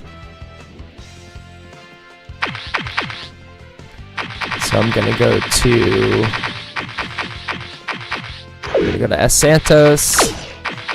We're going to go to J. Long. Sorry, G. Long. And then I think we'll just put our last point into a random kicker. Maybe we'll go to the one with the highest jump shuttle run combo, which is Watkins here. We'll give him an hour.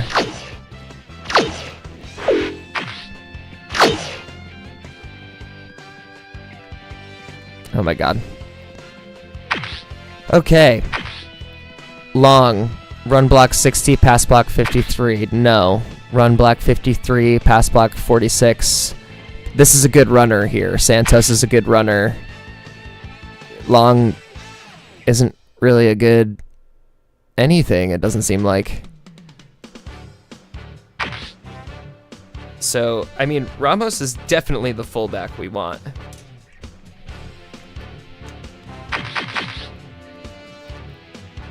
It seems like McKenzie is maybe the kicker we want. And Webb definitely had the best stats, but I don't mind Stevens if we're going to take him as a backup. But we would also have to pay him first round money, which I don't love.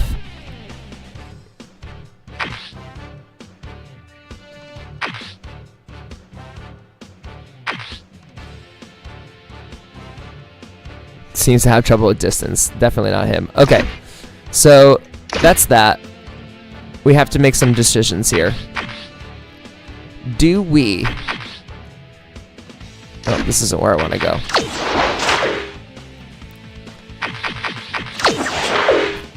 So talking to the New York Jets, putting DM on the table, and our first round pick. So let's go over to the Jets. This is our trade up scenario where we go and get pick number 20. And who knows, maybe we could also get a second round. So this would enable us to grab the better tackle in the first round, the best tackle in the first round, and it would give us a second round draft pick back where we could get potentially Ramos and grab a really good blocking fullback. I kind of like this.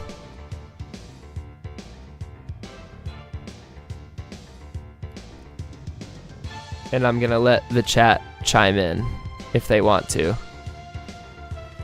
And the other option is to trade down, where we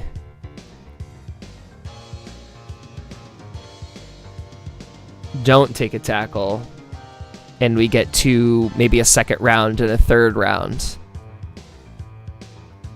for just the first round pick. But I don't mind attaching DM to this to get a little extra. I mean, I could technically, could I get a third round pick as well? Or could I could maybe go get a future pick out of them for that one. I don't need anyone in this draft, but would you give me, they would also probably give me a fourth rounder in next year's draft, which, okay. They probably still accept that trade.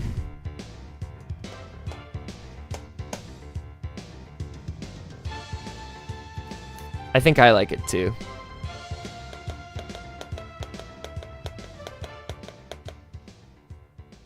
What do you mean, do it live?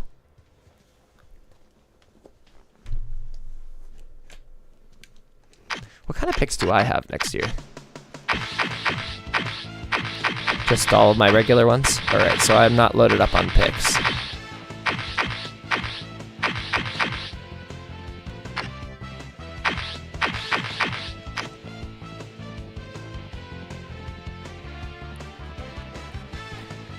Just for giggles, I'm gonna just look at any teams that are like dying for tackles that would make a bad move like this.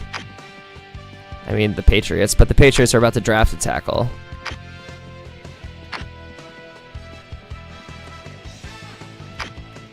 Oh, that's actually interesting. We could trade the Patriots the tackle they want. They also draft the other one, so we could technically take some spots away from them. So the Patriots would be another trade-up situation because... Oh, but we want Webb.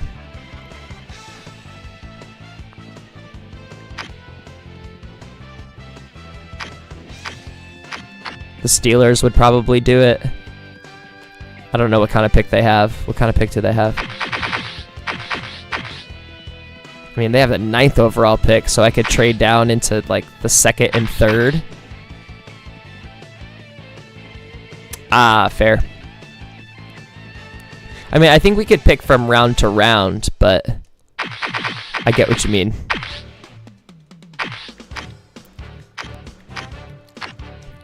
What kind of pick do the Titans have? 23? Meh.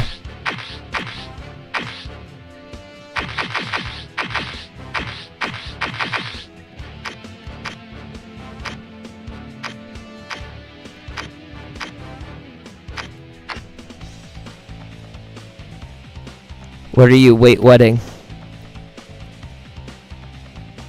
Read the description, my friend.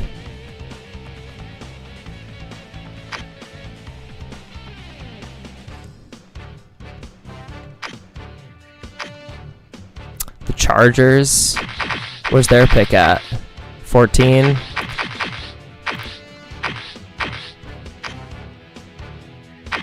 They got those fancy halfbacks. I need people at 10. So I do have some trade down partners. I think it's a matter of... Oh, wow. The Eagles are hurting at tackle. Do I want to make the Eagles better, though? Plus, they have the 30th pick. I do not want to make them better for the 30th pick.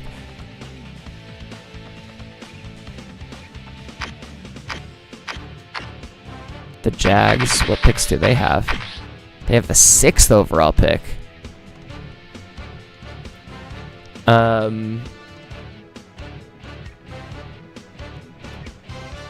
I'm going to quickly just mess around and see what I could get off of the Jags. Like if I went second round, third round, and then a second round next year? Stop it.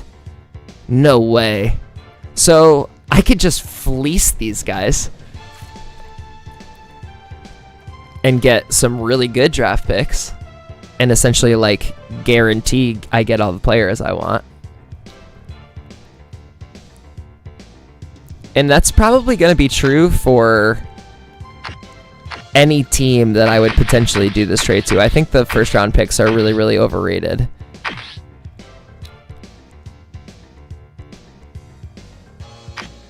But yeah, I mean, the Jags are an obvious answer. I mean, the Patriots are probably the most obvious answer.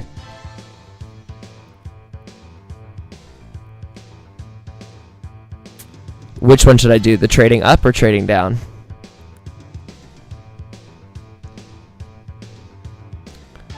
Essentially,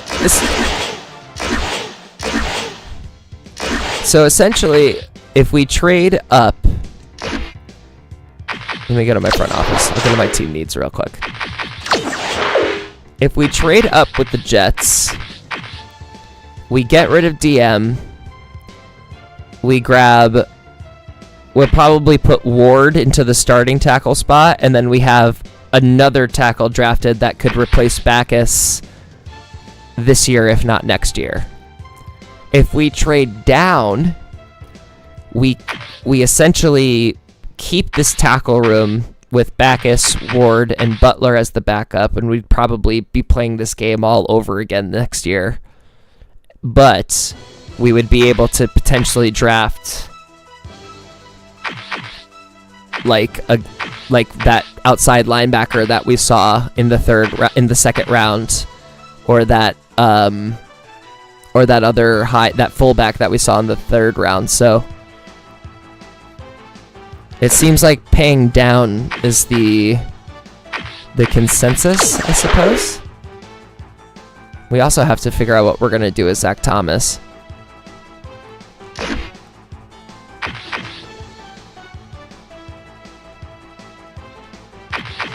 Okay, so this is what we're going to do. We're going to withdraw Coleman. We're going to go back to DM. Well, if we're trading down, we don't necessarily need to put DM in it. And that way we can... What am I doing? I need to go to the lines. I'm just scrolling aimlessly.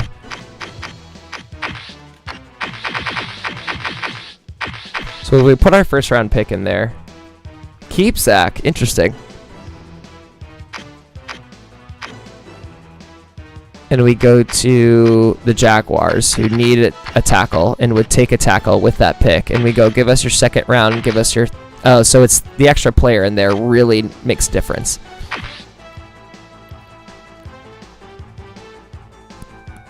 It does feel strange to just swap picks and not get anything really in return. This would literally just be trading down to trade down. So I'd have to put DM in there. Or somebody.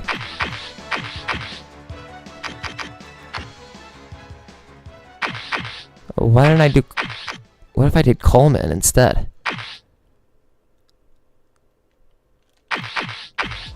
Coleman's a better backup. DM's way more expensive. Yeah. Alright, I think this makes sense.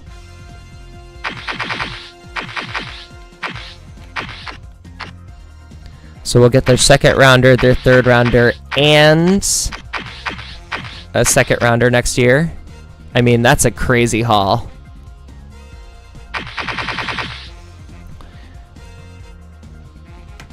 Alright. Final chance to say that this is a bad idea and I shouldn't do it. I'm gonna give y'all a couple seconds.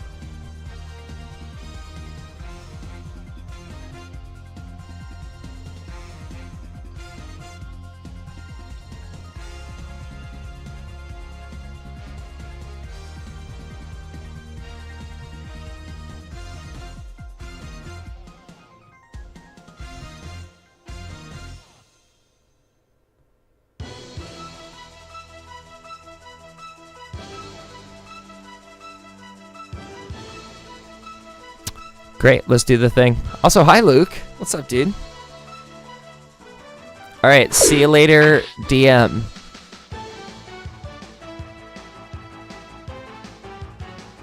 You talking about fourth rounder this year?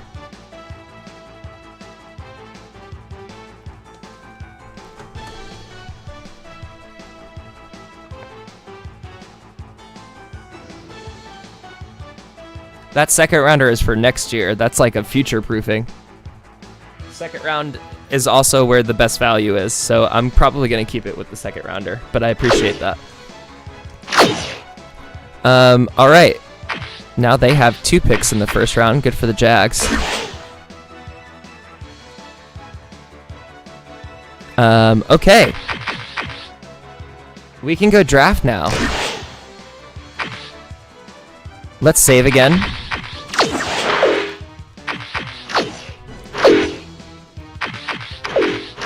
And let's do the draft. And we also just freed up like 3 million in cap space by trading DM. I can't believe Bacchus is still on this team.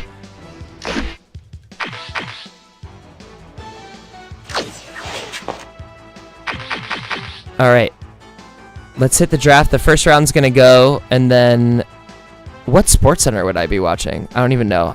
Let's do it. So first round's gonna completely go, and now we're in the second round. Can I look at? I want to see who got drafted so far. Lots of halfbacks. My God, all the halfbacks, all the defensive ends. Webb goes to the Jets. Guerrero goes to the Patriots, and Stevens. So there's 2 tackles now on the Jets. Round 2, I think all of our guys are still there. I want to look at the rookie report, and I want to look at this guy right here. Or we could look at Martin right here.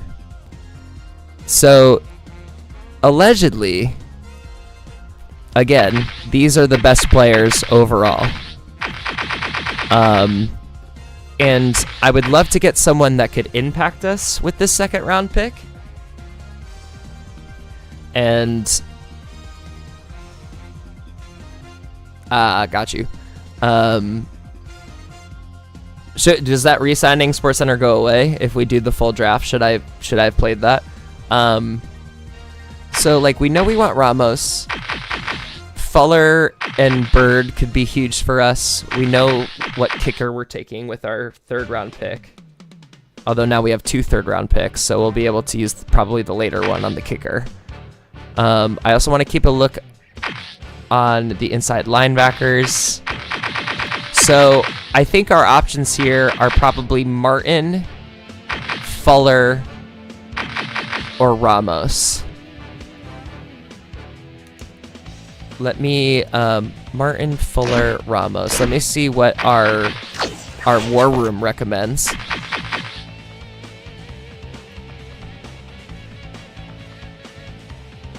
Martin is on here, and that's the only one that's recommended out of all of those. Interesting.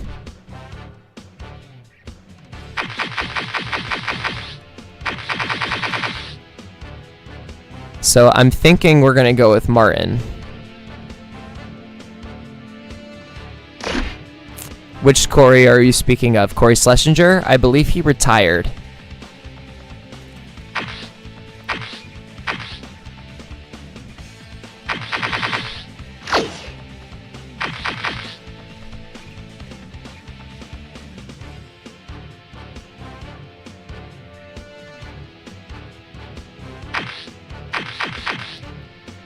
Wow.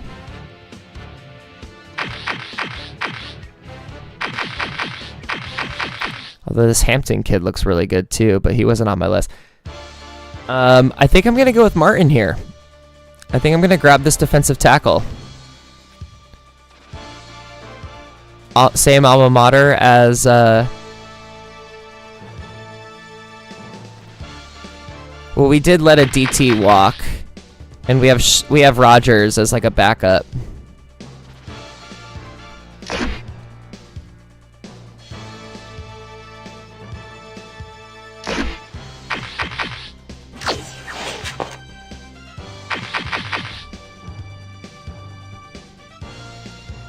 So let's go to defensive tackles.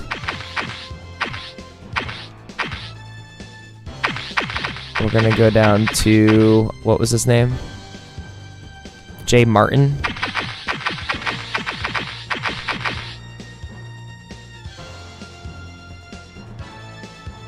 Yeah, he was super solid for us. I do believe he retired. We're going to go ahead and take Julian Martin with our second round pick that we got from the Jaguars. Hopefully this works out for us.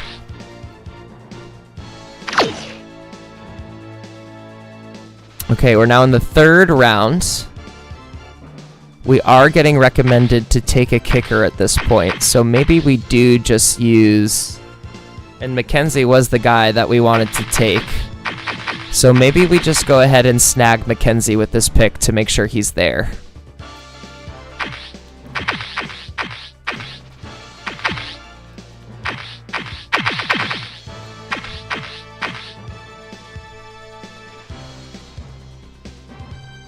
All right, Roosevelt McKenzie. We're bringing him on to be the starting kicker since our guy retired. Our guy John Casey. So, Clemson kid, welcome to the Detroit Lions. All right, here we're going to go need mixed with best available.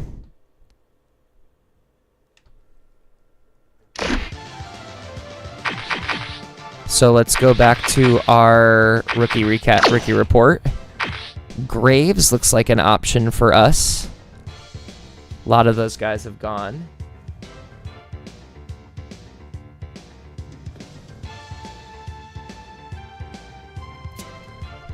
Ramos is gone, I think, since he's not on this page anymore. Maybe I should... Let me look back at my scouting real quick to see if any of our fullbacks are there. Ah, we barely missed out on Ramos. Too bad. And the rest of these guys just weren't good at blocking, so that's too bad.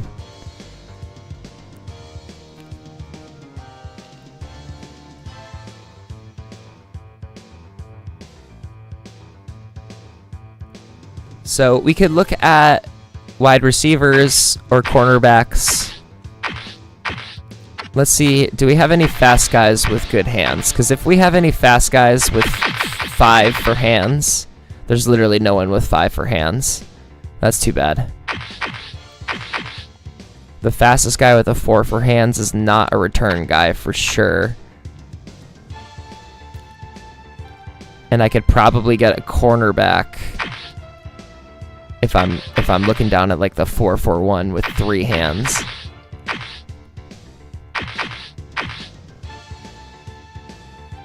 Oh, never. It's also technically a glitch in the game.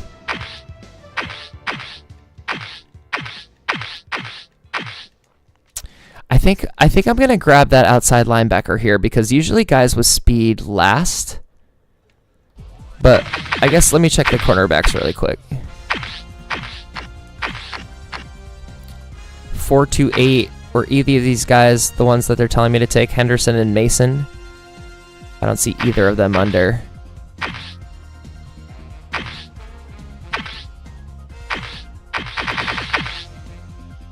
Alright, so those guys can probably wait.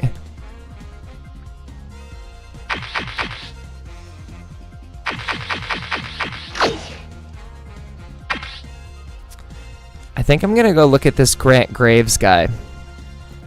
He's technically the second best player available by overall. He's faster than Reyes. He's not as strong. Jump is not as good. Shuttle is better. Smarter. Yeah, I like this Grant Graves guy.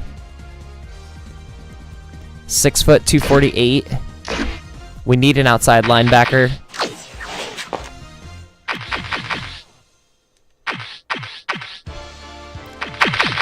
There's a elephant. Oh, it's Lewis Fitzgerald. That's funny. I'm looking at R Hill right now. 440. See, his hands suck. That's the only thing that, like, I know he'd be a return guy. But if I'm going to get someone whose hands suck, I'm going to take Benny Santiago with his 4.24.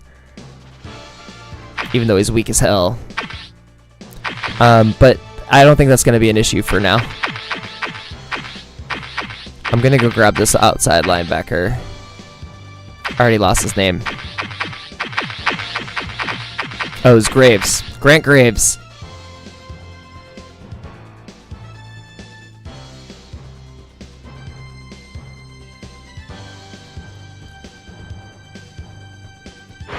Alright, Grant Graves, you kind of look like Boss Bailey. Welcome to the team. Alright, round 4. I think all of my... all these fullbacks are still on the list. That doesn't surprise me.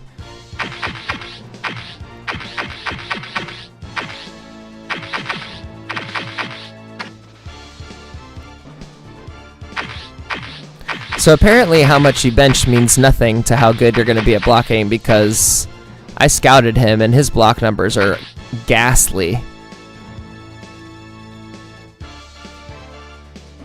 Makes presence felt as a blocker. Interesting.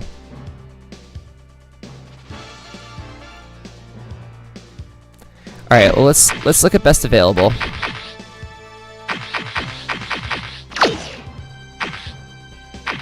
We're starting to see fullbacks up here. There's Long. So Long's an option right now. Maybe they're going to start getting picked.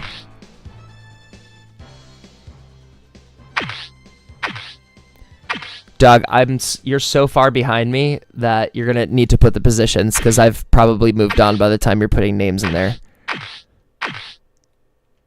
Didn't we also scouted Santos? So a bunch of fullbacks are like the best options we have left.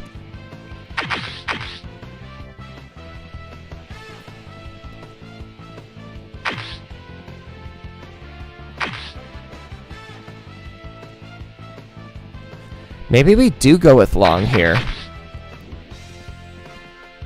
He's got the strongest bench. Maybe his blocking numbers will pop off if one of his scouting reports makes his presence felt as a blocker.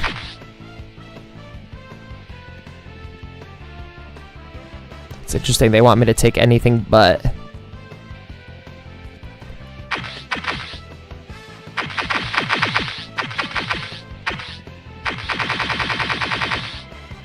I thought they said, oh, F. Leonard. I'm like, who's J. Leonard?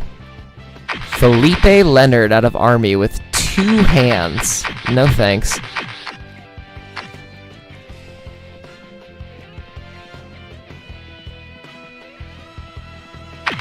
Yeah, I think I'm going to go with my gut here. I think I'm going to go with Long. And see if he pops up as a blocker. Like my scouting report says. And a real force in short yard situations, which is good. We don't really need him to receive. That was funny, Luke. Oh, is this the Jay Wright guy you were telling me about?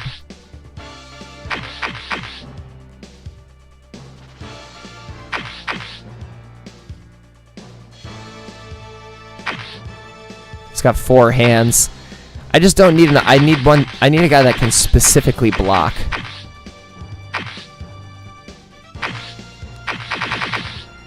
I think I'm gonna go with Gary here. With the double R's. Alright, let's do it. Gary Long, welcome to the team. Alright, this is where we need to start looking fast, boys.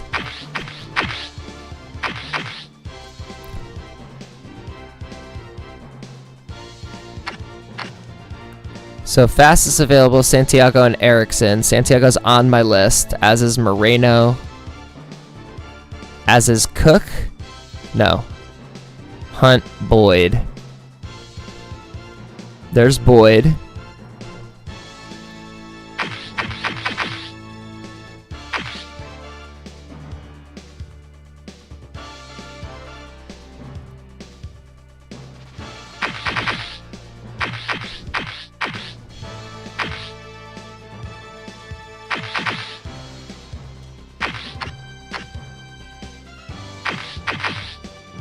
Interesting. There's Moreno.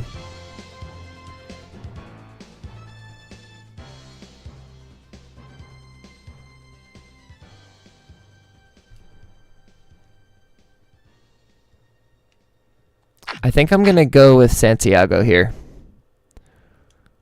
Just fast as hell. He might be weak as shit and have bad hands, but he's gonna become our kick returner.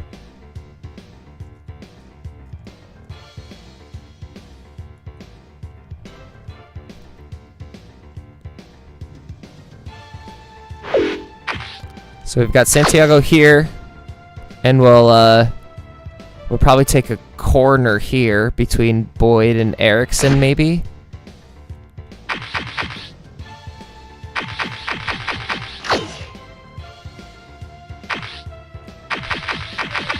We gotta go down the list for this one, huh? Boyd looks like the best, followed by Cook. I mean, I like these stats. Look at this. He's fast, he can bench, he can jump. He's got a good shuttle. I think Boyd is the obvious pick here.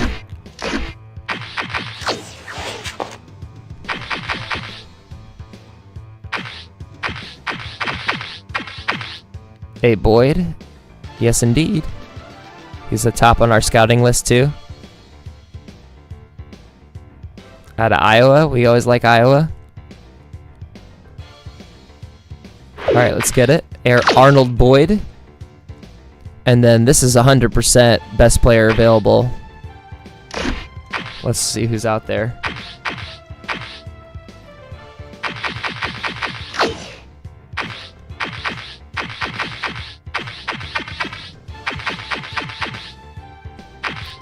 Honestly, I might grab one of these inside linebackers just to see what they do.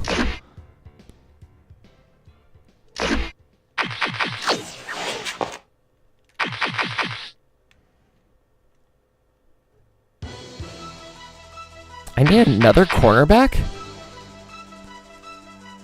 I guess I technically do.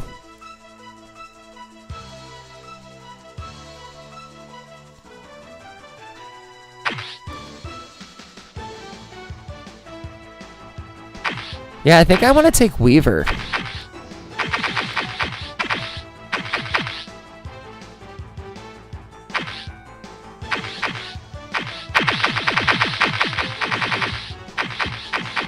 He's slow as hell, though. And he's weak. I don't love that. Who else we got? I could also just take Cook. Cook's also fast. I could just go 2 fast guys for returns. McCoy.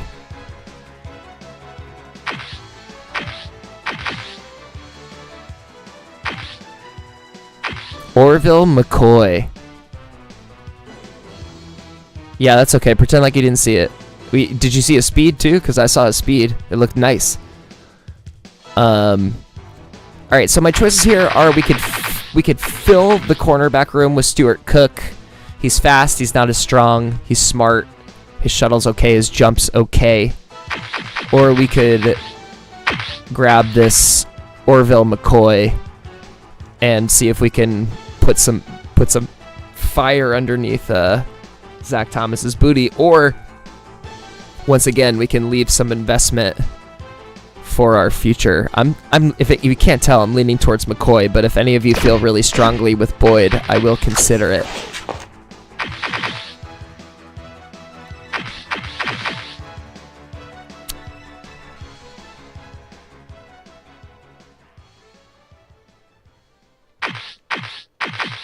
That was not one of the options, Arif.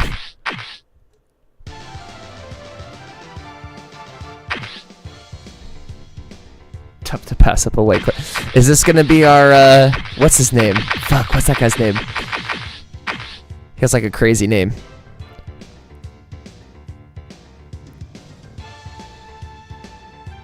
"20-inch vert hurts."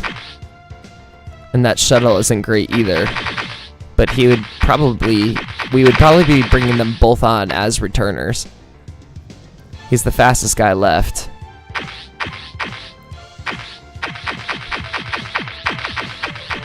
Then there's Orville McCoy here.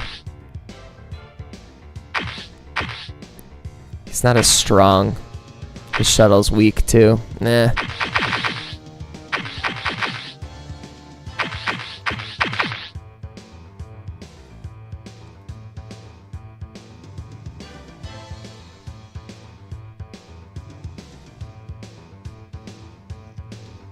Yeah, I think I'm going to grab the extra inside linebacker.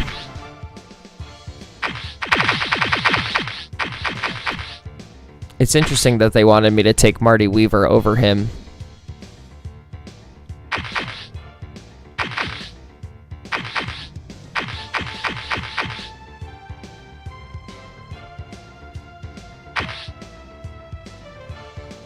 That shuttle's not wonderful.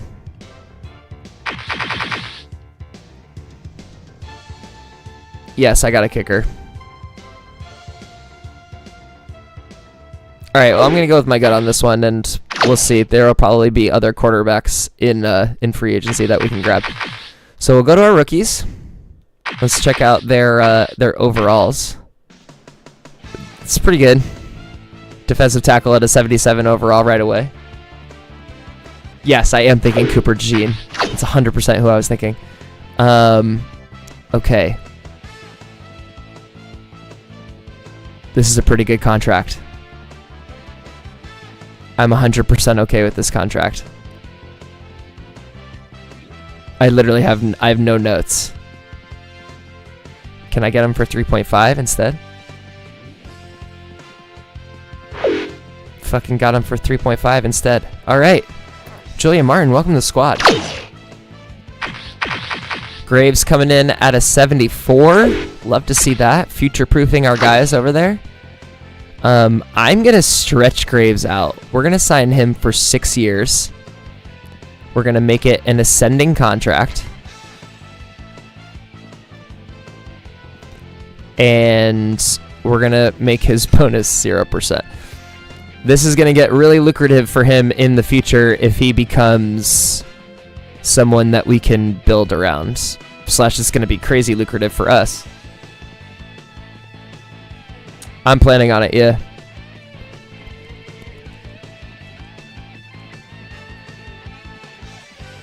If we gave him, let's just throw him a bone, maybe. No, we can keep it like that because he's going to take this. Bam. Welcome to the squad, Grant. Love that for us.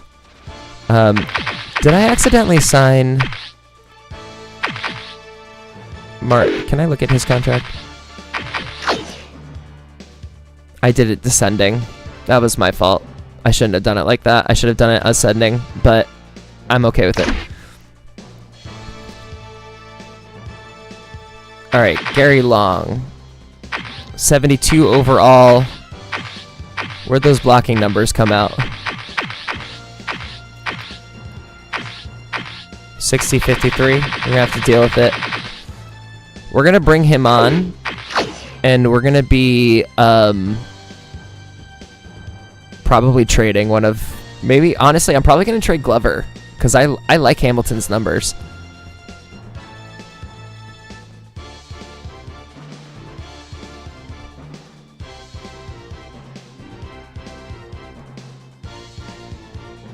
Yeah, I think we can also give Gary a 5-year ascending. Try him out for a couple of years, see how he works, go from there. He's only going to cost us $1 million in 5 years, so that works for me. That, you declined that? For real, dog?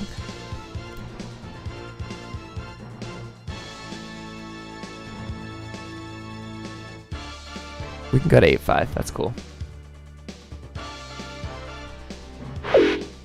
All right, Gary on the squad. McKenzie's going to come into the league at a 67 overall. Let's see what his kicking numbers actually came out to.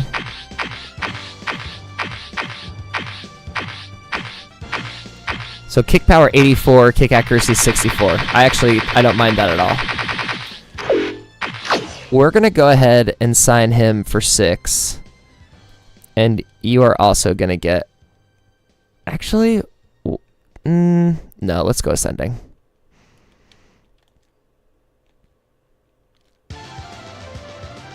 That gets a little rich towards the end, but not that rich. And it's for 6 years, so that's great. Roosevelt McKenzie, welcome to the squad.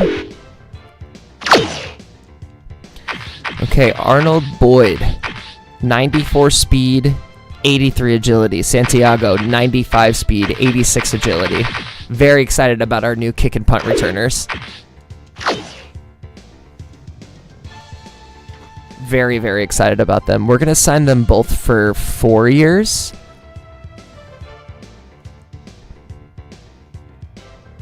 And of course, non-guaranteed deals are always good for us, so.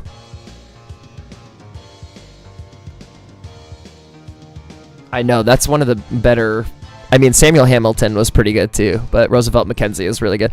They must have just inserted a bunch of... Now that I'm saying that out loud, I bet they just inserted a bunch of, like, presidential names in their name generator. Although Arvo McCoy, again, what a fantastic name.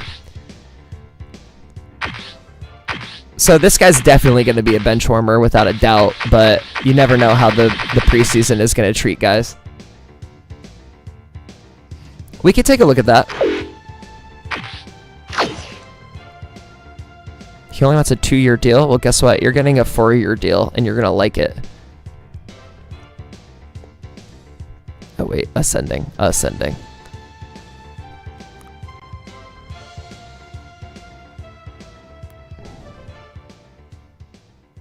We sign for 800.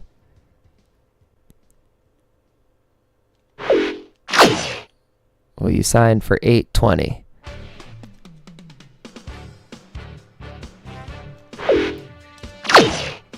And then Santiago, our last guy. I bet his stamina is terrible, or his durability. I didn't even look at what his catch was because I kind of don't even care. Because that's just not what we're going to be using him for. Benny!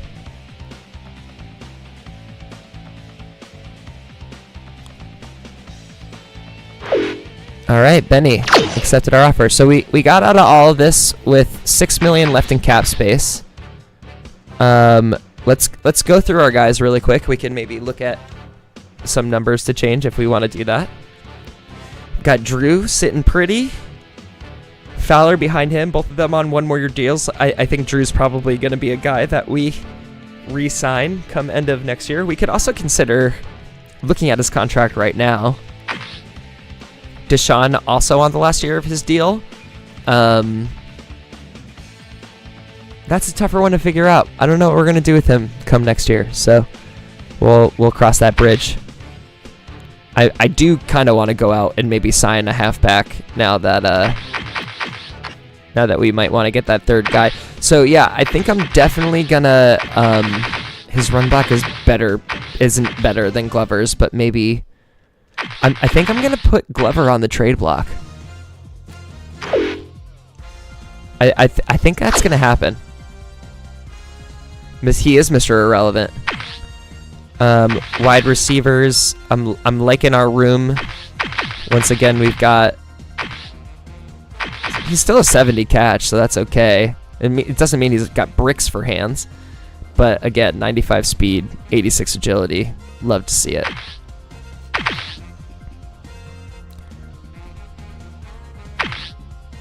We're good there. I think we're just going to shove Hansen into the starting spot, and we'll see what we do with Coleman. Expiring contract just feels obvious to try and trade him as well. We're gonna go with this tackle. I'm hoping Moses pops a little bit after the preseason. I think we're gonna put. I'm starting to think maybe we start Sean and let Martin develop off of the bench, especially with that pass rush.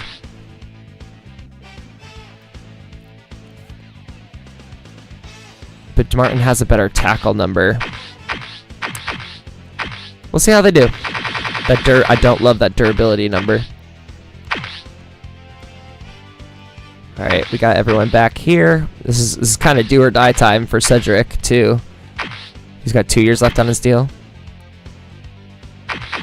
So we love this. Graves is now coming in as a better option than Boone. So we'll have to keep an eye on that. But love to see the rookie at a 74. And I mean, honestly, Teddy should be looking out for his job in his final year of his deal. So I actually don't use hot routes because the computer can't use hot routes, so I don't. We'll see how these guys. I'm especially interested to see how Hansen and McCoy, that's fun, will do. Here's our cornerback room. We might look at signing another cornerback once the preseason has ended. Sam Hamilton.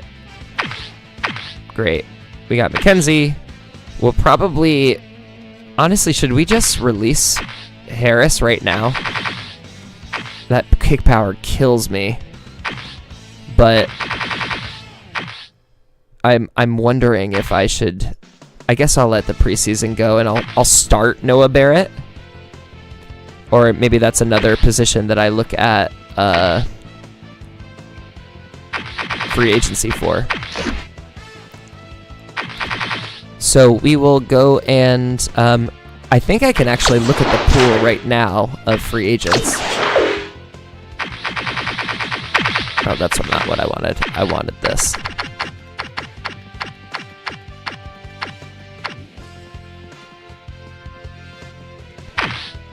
So I mean, I could grab BJ Sander, but that's like, I might as well keep my rookie. So there's nothing there, I don't think.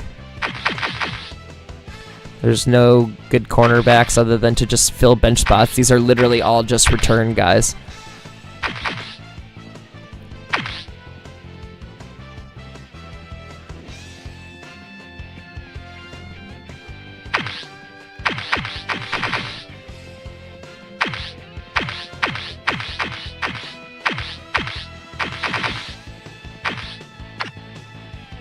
Norman Scott, good catch. What is he bad at? See, I could have gotten a guy like this that had a 61 catch. That wasn't going to happen. All right. I think we can go into the preseason.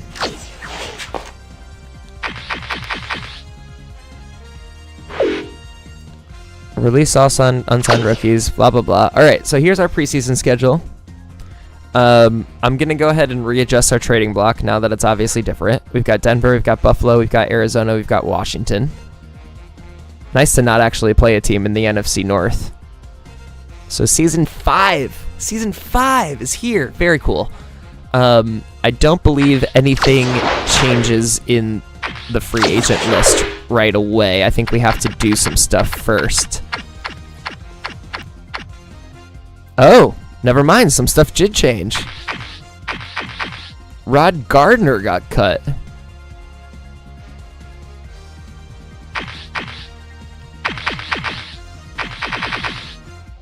.86 catch, 88 speed. I don't really think I need him, but that's very interesting.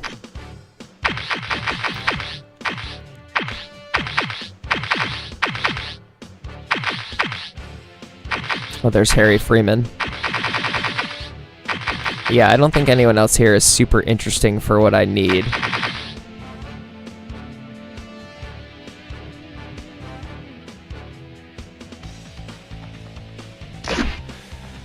Alright, so what I'm going to do first is go to the trade block. We're going to put up...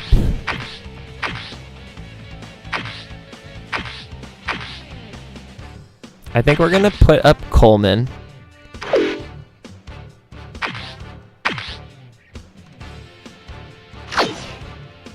We're going to put up...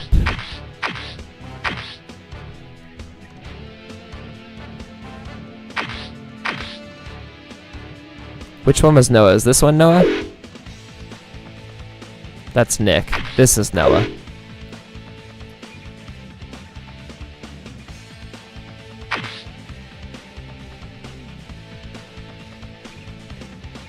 I'm gonna sit on that for a moment. I don't need to get anyone there. I don't think I need to do anyone there. I don't need to do anyone there. Yeah, I think... Oh, and this is the other person I was going to put. I was going to put Glover up. So we'll see if we can get any interest on those guys.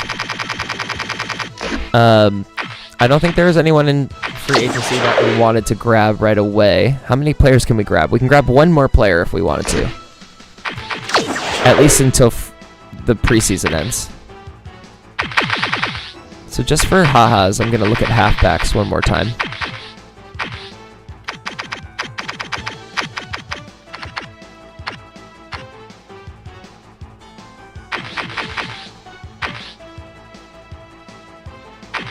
Looks like,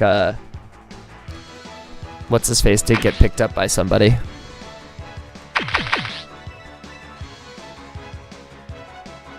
It's funny, Najee would be the most obvious guy to bring back right now. What does he want?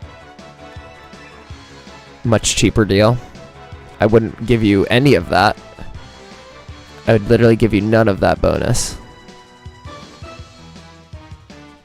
Maybe I would give you 10% of that bonus. I don't want to do that. Okay. Let's fix up the lineup.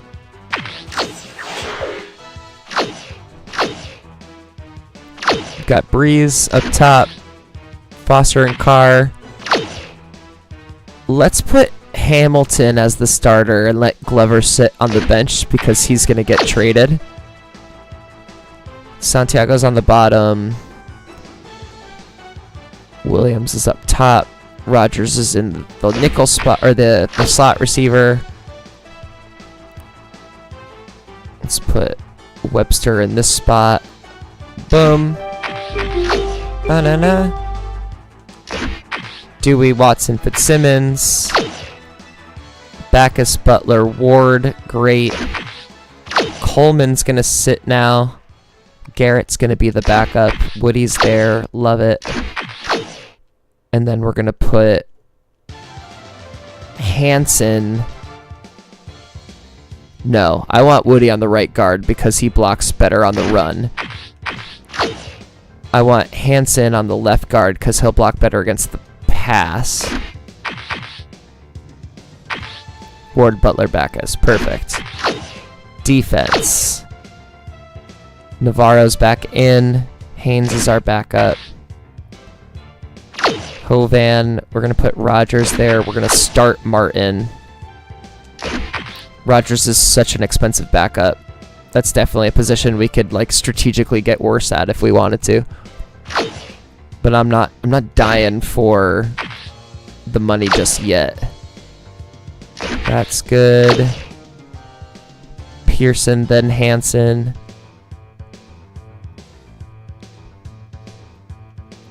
Yep. Let's flip these two. Trufant. This is going to be Smith. Oh no, this is going to be Hunt. And then Smith. Also true.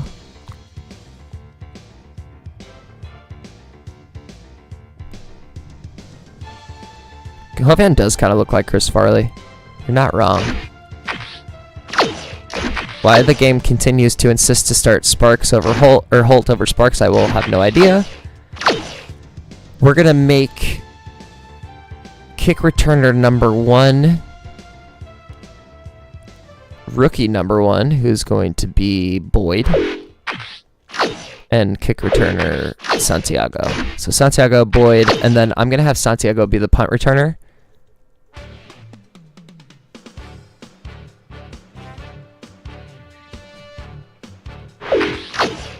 Love it. Okay.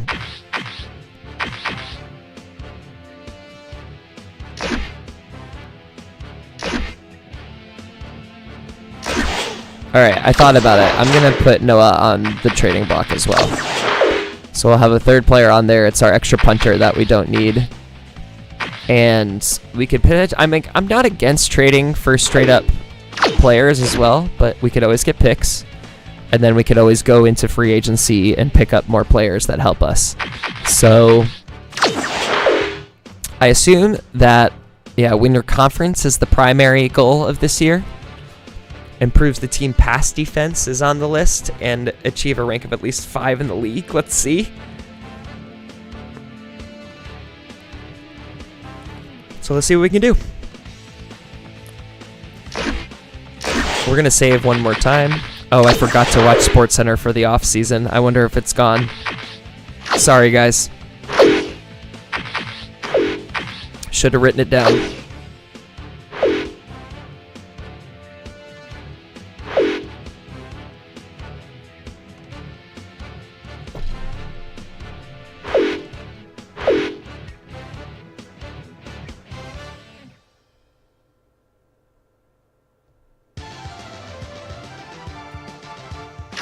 Okay.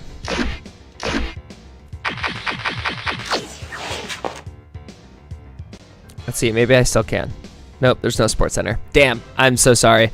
Well, on that note, we're just gonna go straight into gamecasting this one.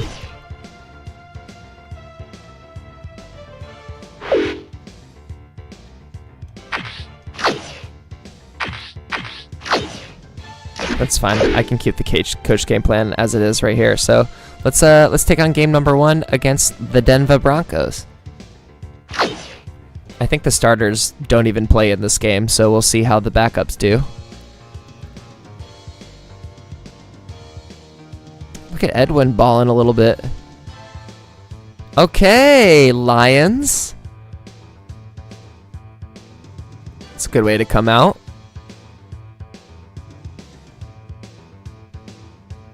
Jerome Santiago looks sick.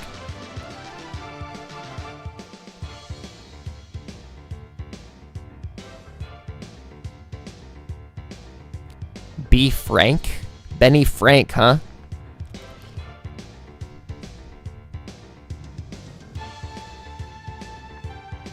Fowler's throwing right now. Oh no. I think we got a punt blocked. That's too bad.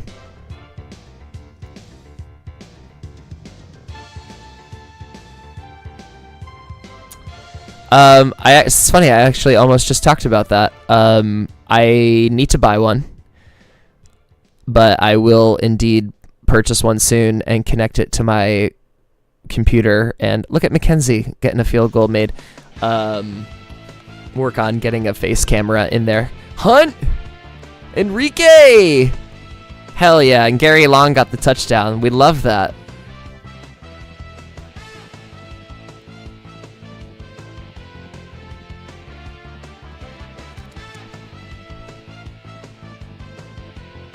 Neil Webster's having a good game.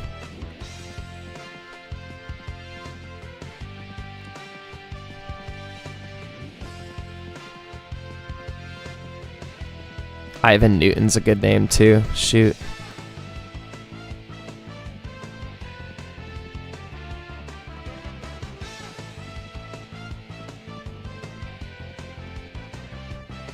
Nice.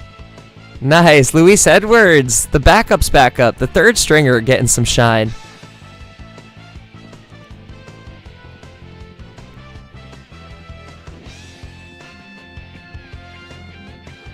Stop it. Travis Glover caught an 88-yard pass.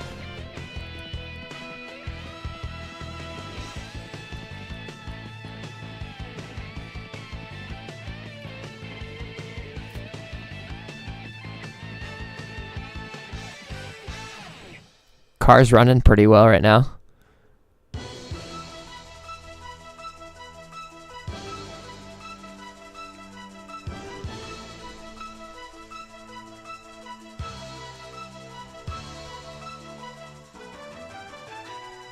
Nice.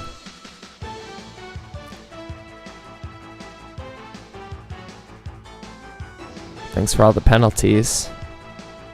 Dude, Edwin's gonna get 100 yards. Oh, well, he was just running the game out, but... All right. An emphatic 31-14 victory by the Detroit Lions, so... The winning streak continues. We do, of course, need to check out if we got any injuries or anything like that. I'm not going to do SportsCenter for the preseason. I don't really think it is important. Maybe there's a full preseason one, but I don't really want to do that. Let's first look at if there's any free agency movement. Yeah, Roosevelt's making kicks. Nothing really here that gets me going. Let's go to the trading block, see if anyone's interested in anyone. All right, so the Bengals are interested in Coleman. The Patriots are interested in Glover. And no one is interested in Barrett so far. Barrett. Oh, that's fun. They're coming off of the Super Bowl in this one. So let's view this offer. They want to give me a fullback for him, which I think is hilarious. So I want to make it clear, I never usually trade for the player that they offer. I usually go, okay, do you need a guard? And if they do need a guard, which, like, this is ridiculous. Why would you make this trade? I truly don't understand why they would make this trade to get a redundant guard. So I'm gonna let that sit for a moment. Let's look at the offers for our guy. They want to trade me a cornerback, which is interesting. Let's first look at the Patriots and see if they actually need a fullback. Now, this sort of makes sense for them. So let's look at the player that they're offering me, because I could actually use another cornerback. Lynch is good. And he's cheap. And he's fast. His durability sucks. I could consider doing this.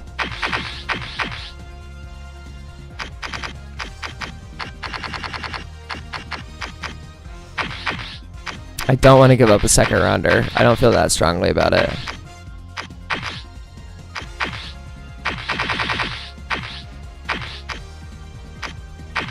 So I could give up as little as a 4th round pick next year to grab this guy.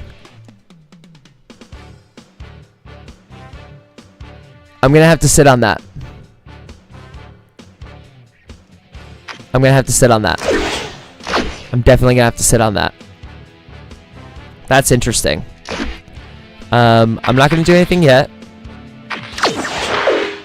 But I'm like... my wheels are turning on that one. Yeah, I'm like... I just signed Smith, but do we get rid of Smith if we can sign someone that can immediately come in and play that second spot? It also makes Farmer expendable, which is interesting.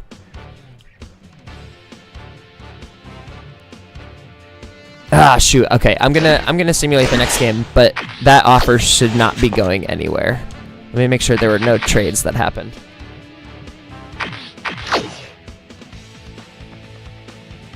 Oh, I should also check my injury report. Any injuries? No injuries. Love it. Okay.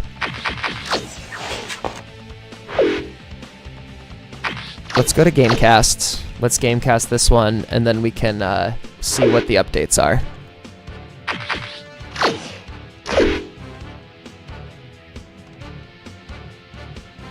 Let's do it.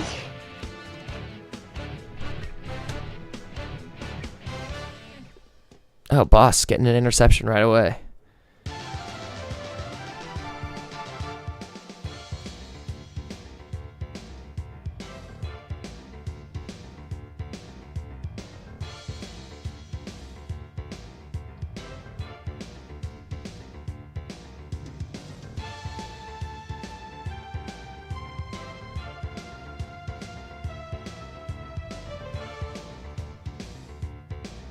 Okay, Drew. Drew's got 1 year left. He's on his final year of his deal.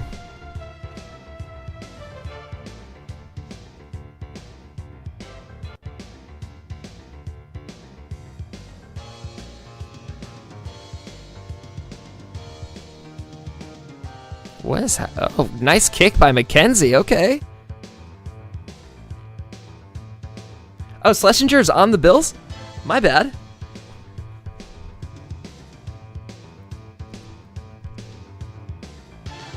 Oh, we just got a goal line interception and then fumbled it, I think. Oh, yeah, it says Carr has a fumble. Too bad. Safety? What?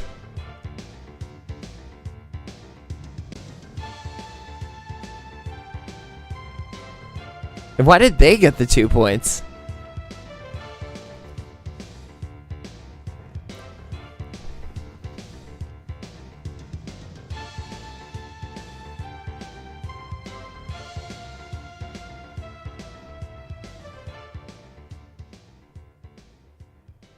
Nice. Good job by Edwin.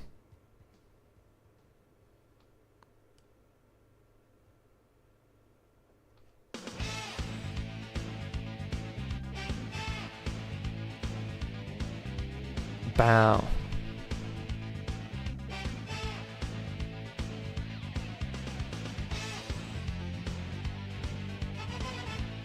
Grady Gray, that's a good one. Yeah, Corey Schlesinger is indeed a Bill.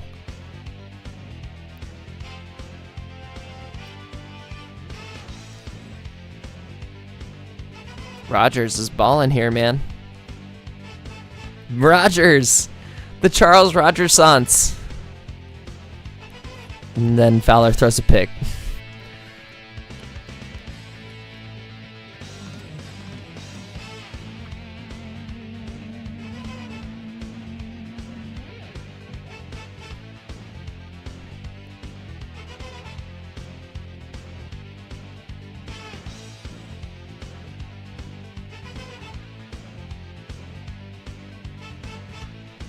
All right. Another W. This Lions team is looking fierce.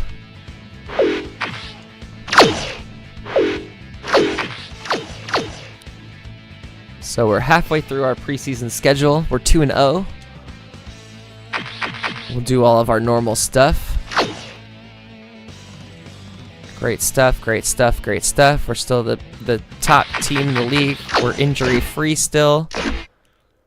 We'll go to... That's funny.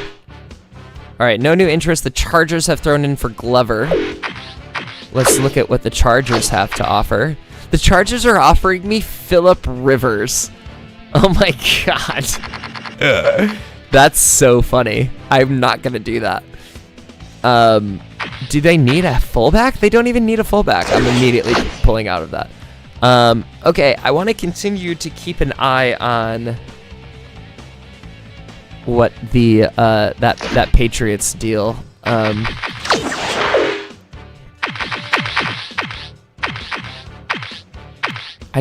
don't want to make. We just re-signed Keith Smith, but he is movable. That would probably be what I do, since he's technically the most expensive guy sitting on the bench. Yeah, I don't really know why I made that deal.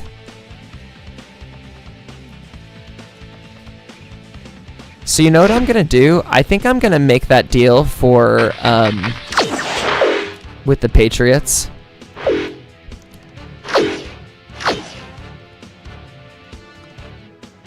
And look at moving off of Keith Smith to see what I can get for him, and maybe I can get that pick back. So we're gonna toss in a next year 4th round just to make the deal with Lynch happen. Lynch will come to us as an 80 overall cornerback.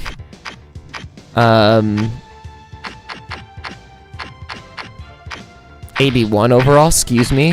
4 years left on his deal at $587,000. He's fast as hell.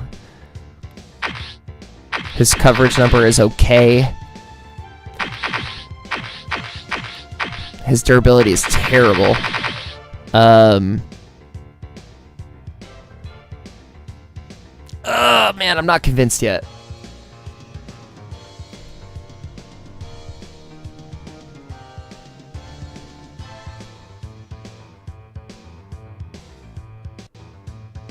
I like the idea of it. I'm not convinced yet. I'm gonna still sit on it. Let's look at the free agents again.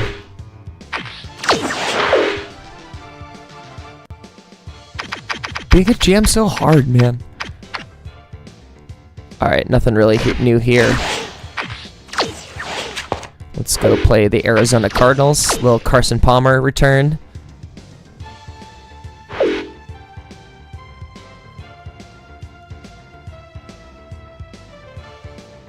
Alright, let's do it.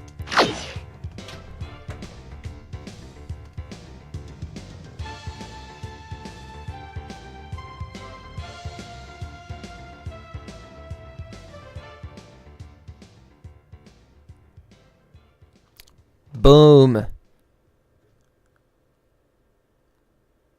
No, he missed the extra point. Roosevelt, what are you doing, dude?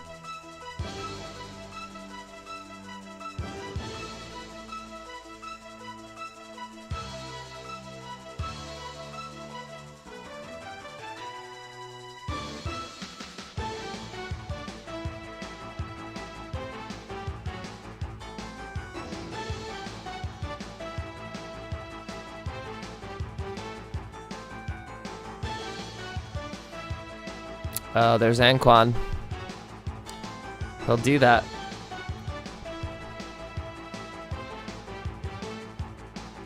Drew's not playing good.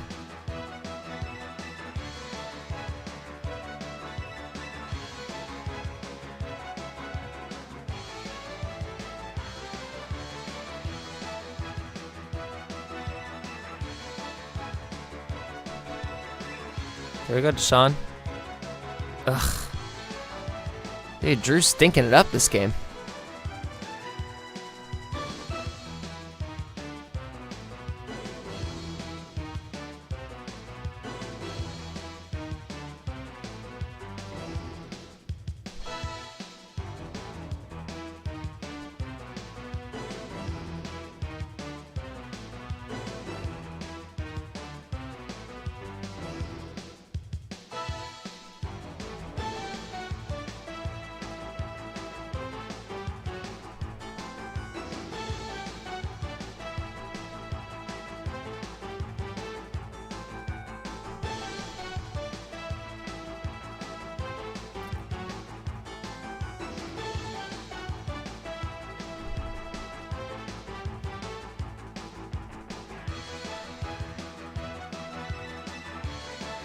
Nice, Charles. Taking the lead in the third, late in the third.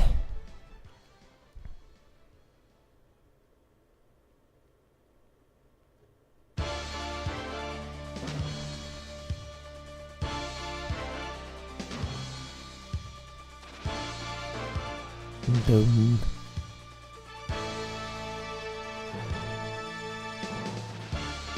Nice, Charles. It's alright. No, Mackenzie! Ugh. We, like, literally the only thing we needed is you to not miss field goals. Oh wow, they went for it on fourth and got it. They went for it on fourth again to not get it. And we will take that win. 3-0 in the preseason. We love to see it. All right.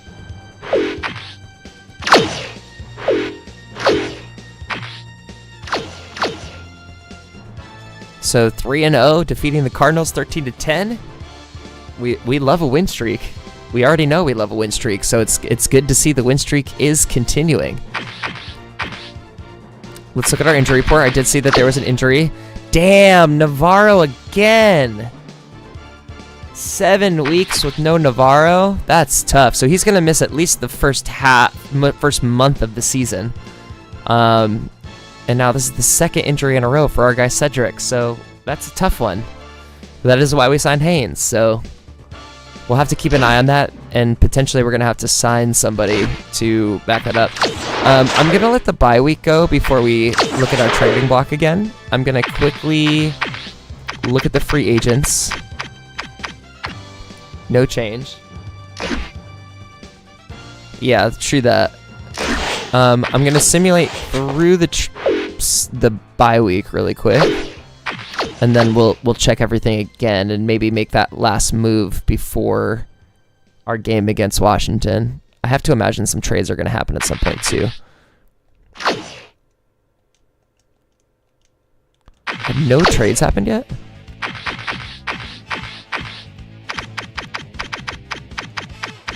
All right, no trades have gone down yet. Let's check our front office. Again, I don't think any new movement is going to happen, but I have to check.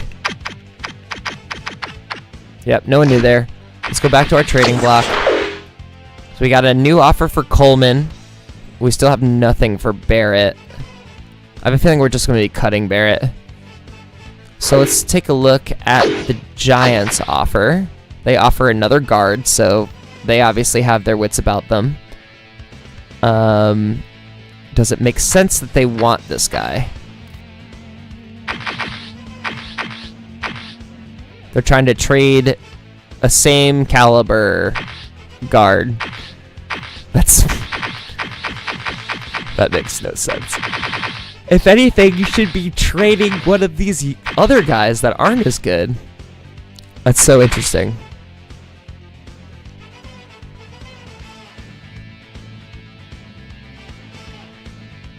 But it makes more sense than the other ones, I guess.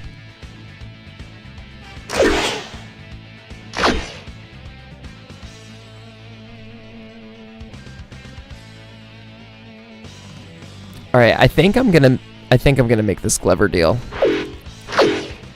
because I think we're about to get picks back for Coleman. So I'm gonna trade Glover for Lynch.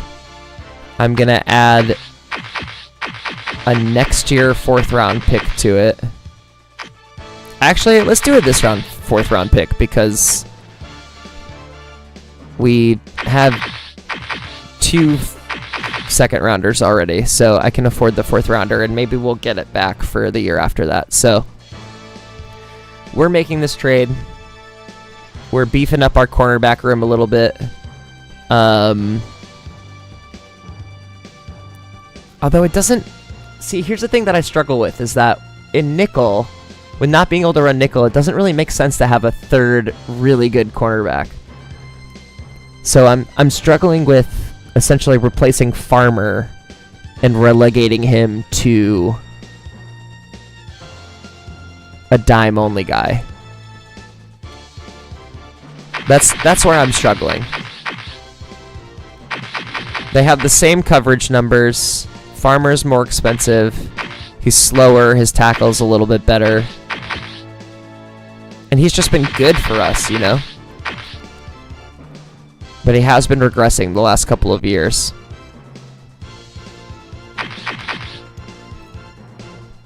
And so we'd have to pull the trigger on getting rid of either Farmer or Smith if we decided to make this trade. In my opinion. It would probably be Smith. It would just be it would be Farmer having overkill, being like way overqualified for his position. Plus he's in his last year of his contract. Damn, I think I just talked myself back out of it again. Fuck.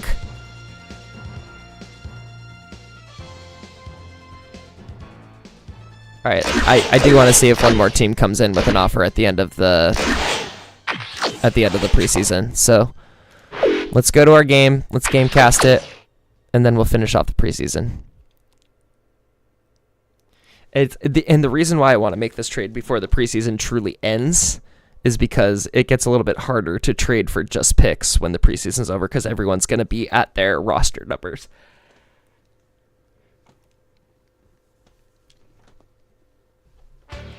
Woo, we've been at this for a minute. I gotta have me some dinner soon.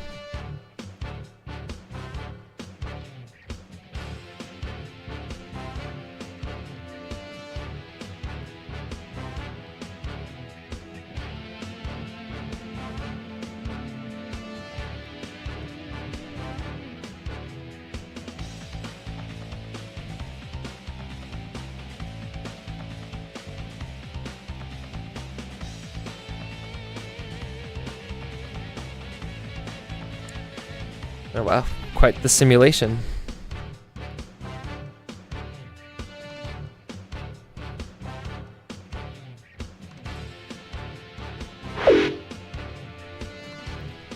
All right, let's do it. Last preseason game of season 5.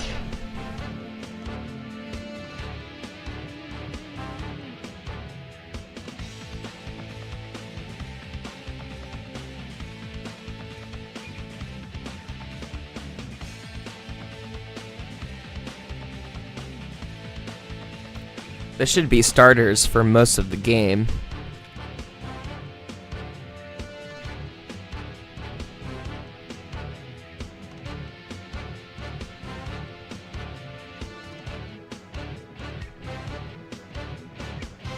Nice, Roy.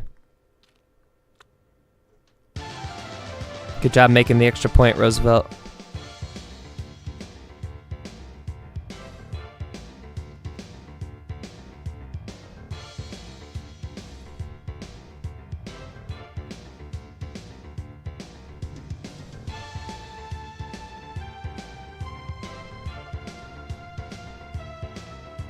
Come on, Drew. Wow.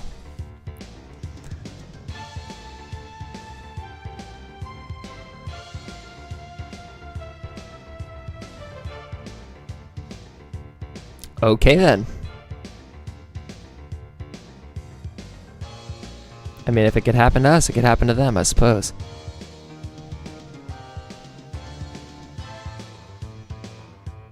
Roy's ballin', dude. There you go, Roosevelt. Good stuff, Roosevelt.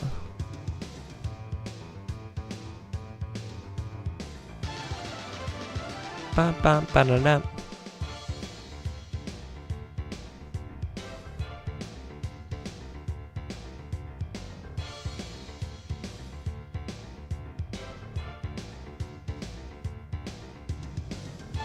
Damn. Wow. Well, Roy certainly hasn't missed a step. Looking good in his 6th season. These guys gonna finally march down and score. Seems like it. There it is. That one seemed preordained. Breeze needs to do something, dude.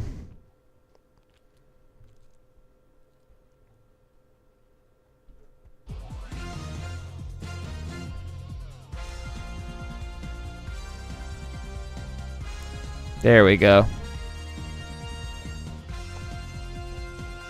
Good stuff, Deshaun. Yeah, Deshaun. We're going undefeated in the preseason again? I don't even know if we went undefeated last time, but it feels like we're going undefeated this time.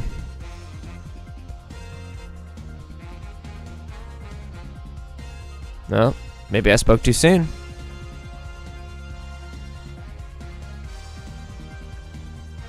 We got the onside kickoff back, and we take it home.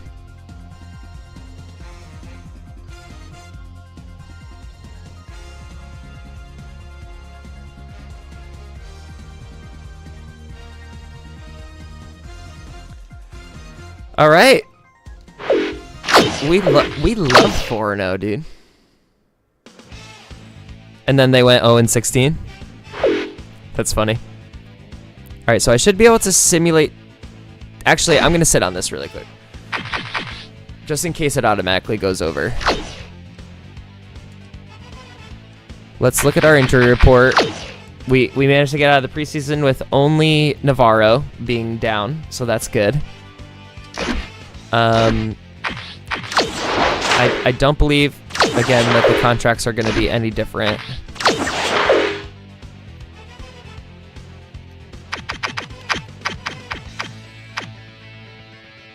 Okay. So no new offers for anybody. So let's see if we can move these guys. We're going to look at the Giants offer. We're going to take off Subert, whatever his name is, because that's just stupid. And we're going to see what kind of pick they want to give me for him. Oh, wait. I did the wrong button here. Giants picks. Now, do you want to give me what do you want to give me for him? You want to give me a second round pick for Coleman?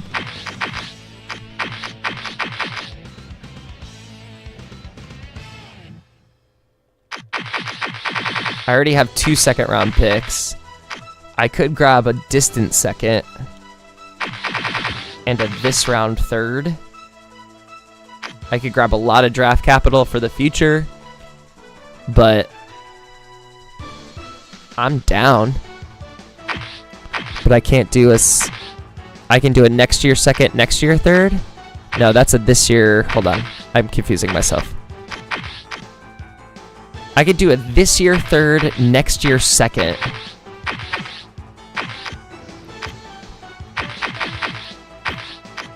Ah, darn.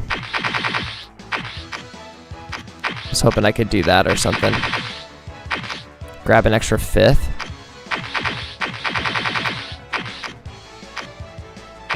I actually kind of like that.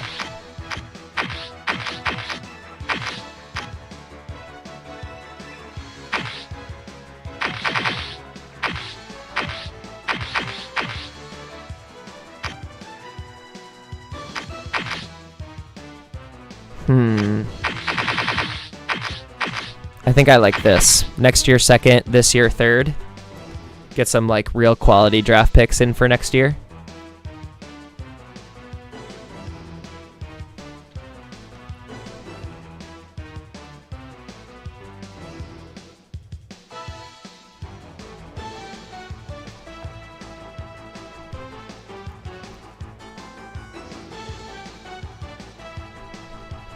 Let me just make sure I'm not trading away someone that I need. Yeah, we'll stick with Hansen. Garrett will be a backup. That run block number is really scary, but...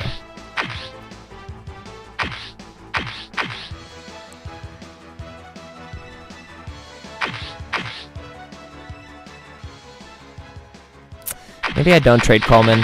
Fuck, man, I've been so indecisive about this shit.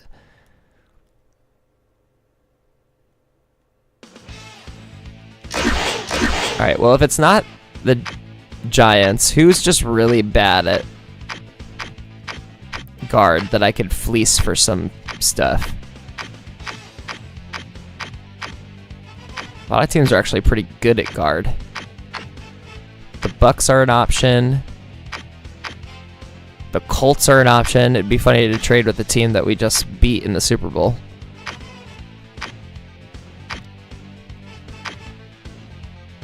The Jets, once again, are an option.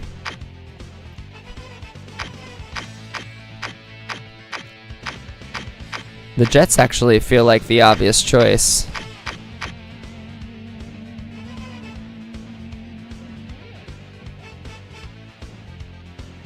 You're talking about Coleman as the really good, expensive third guard?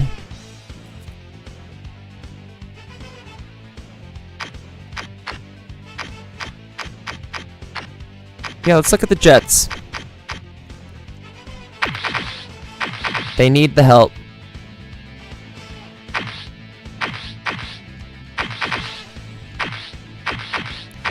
I mean, could I trade for this Phillips guy? Only 2 years in the league, 4 years on the contract. He immediately becomes our backup guard.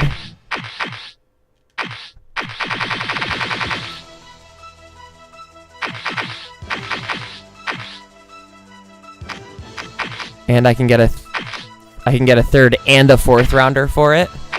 Maybe I can get like a next year fourth for it. This year third, next year fourth, and a young guard that I can stash on my bench for Coleman. This feels like the move.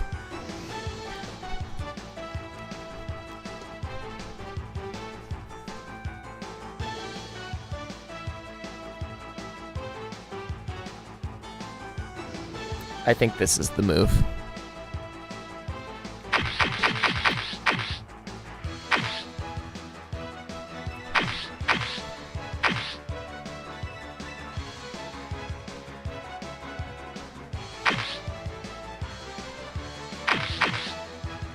I really like that run block number. Durability is not great. Yeah, I'm going to do this. Let's grab this Phillips kid. We'll send Coleman off. And we still have a backup that's better on the run blocking if we need it. So let's do it. All right. We got Coleman off. We're going to start with I'm going to take this guy off. Let's go to the Patriots. I'm going to take this guy off for now, but I am going to find a trade for Glover. And I'm going to start by going to fullbacks. Now, this is a team that needs a fullback, very much so. But let me see who else is in dire straits. The Saints. The Titans, the Vikings. I don't want to trade with the Vikings.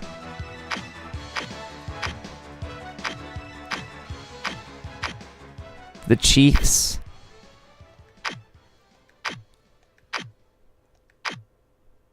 The Falcons, technically. The Jags again. The Jets again.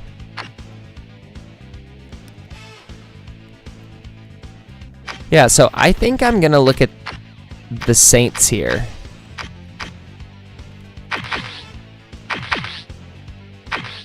Honestly, that run block at 80 looks really enticing, but I wonder if the Saints would just like send me.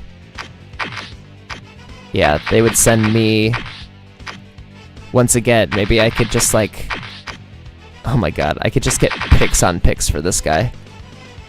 I wonder if they have any players that I would want to grab.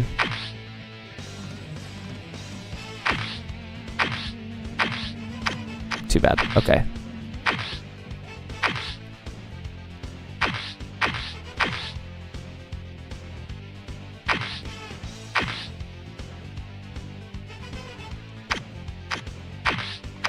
That would have been cool to like grab Kabir.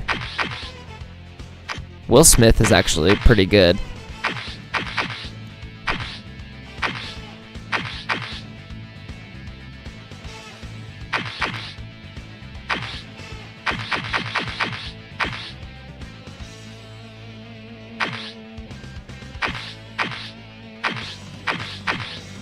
Huh. 74 overall. They would do that trade.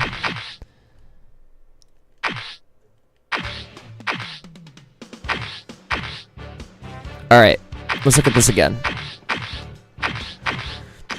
I think we grab him for a next year second, a this year fourth, and then maybe also a next year third. Will they do that? They won't do that. Will they do a next year fourth? They won't do that. Will they do a this year fifth?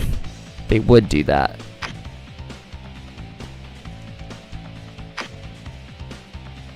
Should I just get all of the picks for next year and trade them for players if I need them? Because I think I'm good with this. Like, I'm going to be stacked on second round picks. I'll be stacked on fourth round picks. Or, let me see what I'm looking with right now. Yeah, I'd have an extra pick in every round next year, up 2 through 5. And then I'd also have an extra second pick and fourth pick next year. Let's stack them up and try and get a player out of them. I think I'm going to do this.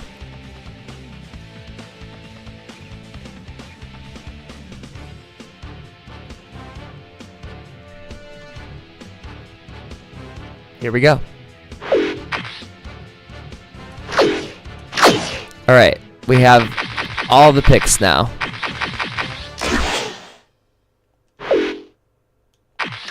Let's see if we can, honestly, I think I may just cut the punter. It's just $500,000 back in my pocket, and we'll just stick with Nick Harris for one more year and see what comes up. Because he's just been sitting on my bench taking up cap space, so that gives us 3 spots that we can fill on our roster.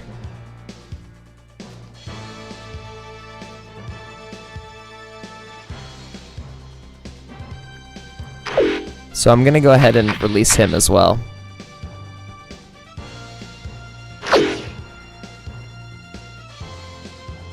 Wait, what?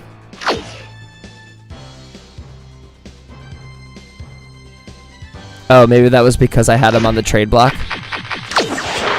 That's why. Okay, cool. So, just looking at our team needs, I think it would be, we're doing pretty good here, and we will see how everything turns over, because everyone's going to get improved, or start to take away. I think maybe looking at a defensive end to target, like a big-time defensive end pass rusher, could be interesting. I wouldn't be against getting an inside linebacker that's actually super elite and letting Zach Thomas go. I wouldn't be against getting a really good cornerback. So I think we've got options. And if not, I can just draft a lot of good young players and let some of the expensive guys go after this next championship run. So I think I'm ready to start the regular season. So we're gonna start the regular season. We're gonna look at our schedule for the year. We'll look at all of our player approvals, and then we'll also see there's inevitably someone who's going to get cut that's like crazy. So there are going to be some new players that we could potentially go and chase in free agency. So let's do all that. Well, we'll simulate the rest of the week, obviously. Let me make sure I didn't miss any. I don't think there have been any trades yet. Plenty of player movement, but oh, there have been just from us. So we've been the only trade so far. So we'll leave that alone. We're running a 4-3, but sometimes we run a 3-4. I do have 3-4 in the repertoire. So what I want to do first is I want to look at, I believe now the overall rating should be drastically different. Oh, maybe they're not. Maybe they are what they are. Wow, I'm actually kind of surprised. So I guess guys are who they are.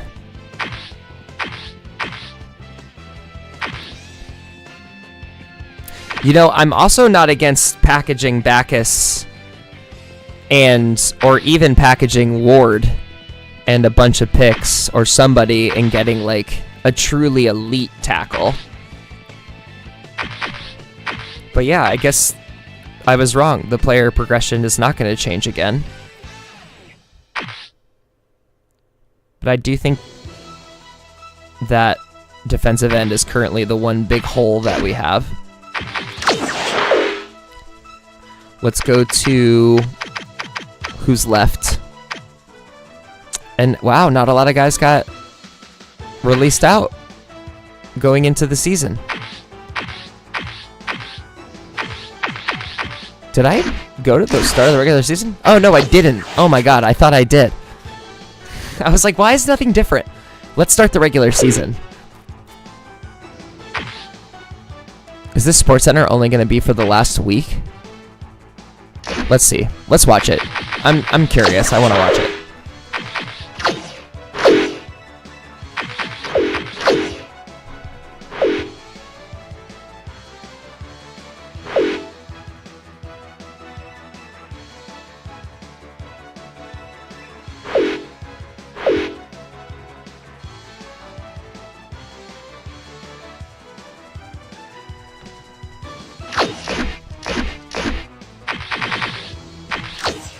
Alright, I guess we can watch SportsCenter. It's probably just going to be the last week of the preseason, but I'm curious.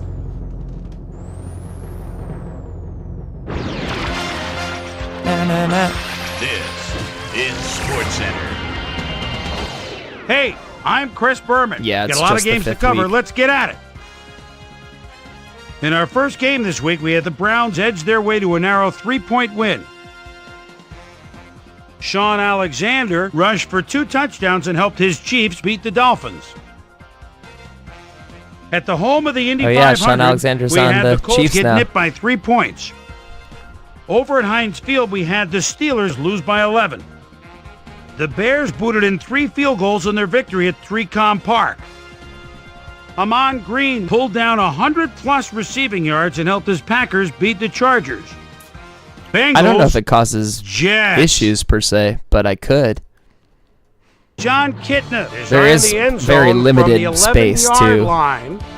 And now Stutter Steps goes across the middle. Beautiful pass, touchdown. The Bengals win this one by the final score of 28-10.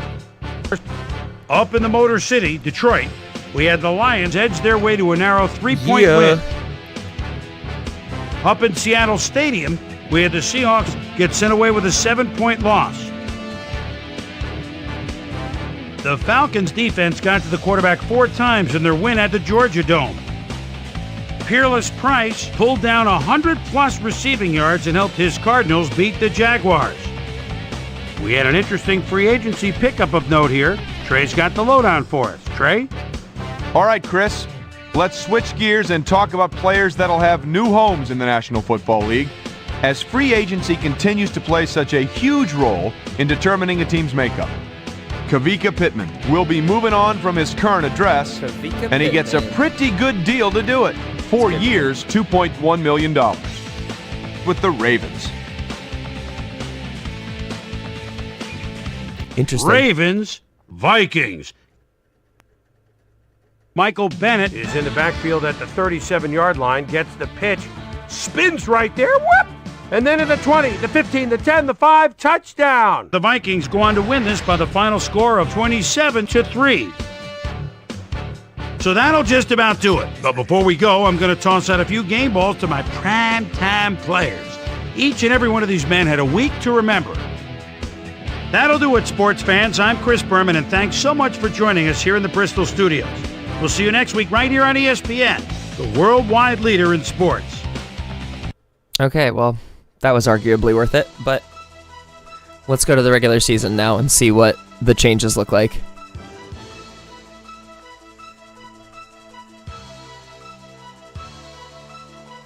There we go.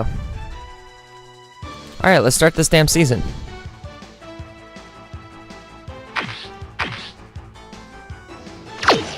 Okay. So we're starting out the season at the Tampa Bay Buccaneers. We then go back home to play Washington. We travel back on the road to play the New England Patriots. We then go back home for the Jets. We start out conference play against the Packers before having a little NFC conference rematch against the Eagles. We go to Arizona, or we have Arizona, before a Week 8 bye. We play the Bills. We go to Chicago. We play Dallas. We play at Minnesota. And then the rest of the year, Chicago at home, at the Dolphins, versus Green Bay, versus Minnesota, at New York. Interesting. Interesting little schedule we got there. Okay. Now let's look at our team needs and see what happened here. There we go. That's what I was looking for. Maybe not looking for Fowler to regress down to a 66, but I'm not necessarily surprised. Foster gets a little bit better, as does Carr. Both of them improving just so slightly. Hamilton jumps up to an 82, and look at this. Look at Long jumping all the way up to a 78. He's now the better run blocker for sure. We love to see it. Okay. And I think that was a good call, getting Hamilton to the starting fullback spot. So it looks like Brett Richards goes up to an 85. Rogers is an 81. Lane's a 65. Webster stays put at a 64. And Santiago jumps up to a 64 as well. So that's cool. Watson goes a step further. Dewey's still a 100 overall. We love it. Vernon's even better now. 97 overall. Awesome. That's exactly what I was hoping would happen. Look at this right here. His run blocking pushed up to a 72, and now Hansen is an 89 overall on the guard spot. And so we're definitely sitting pretty in our guard position now. Ward jumps up to an 80 overall, and Butler honestly is a good enough backup where I'm not that freaked out about it. I think we could potentially look at a more elite tackle in the trade market with some of our picks, and maybe consider getting rid of Backus if we do that. But I'm pretty happy with that. McKenzie stays at a 69, but his kick accuracy has gone up to a 67, so that's good. Harris is still a 69, that's fine. So looks like getting Martin to that 79 overall. I think we got to get rid of Sean. And that's maybe we can trade Sean straight up for a younger backup defensive tackle and shave some cap there, or we can just straight up cut him and sign somebody else different. But I think we want to sign a younger defensive tackle here as a backup. But Martin is definitely going to start along with Hovan, so that's cool. I actually think I'm going to put Martin in Hovan's spot because he's a better run coverage guy. Defensive end, Navarro is misleading, but Haynes is jumping up to a 75, so I think we actually are good on defensive end with Haynes already there and Allison getting better. Boss Bailey jumps up to, I gotta highlight Boss. He's officially a 90 overall. Good for Boss, man. Getting into that elite spot.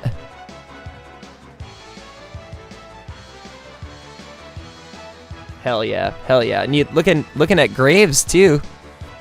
I mean, Teddy improves to an 82 overall, but we've got Graves just nipping on his heels right here. Already a better tackler.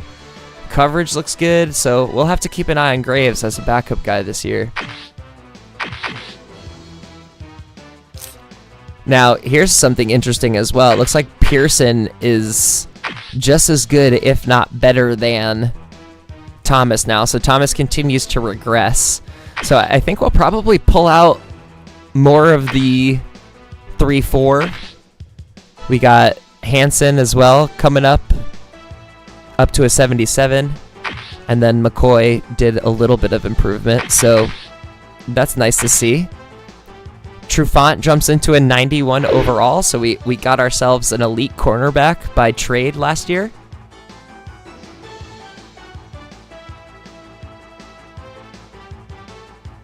So that's nice to see. Looks like Farmer maybe took a little bit of a step forward, as did Hunt, as did Smith. And Boyd is still looking good.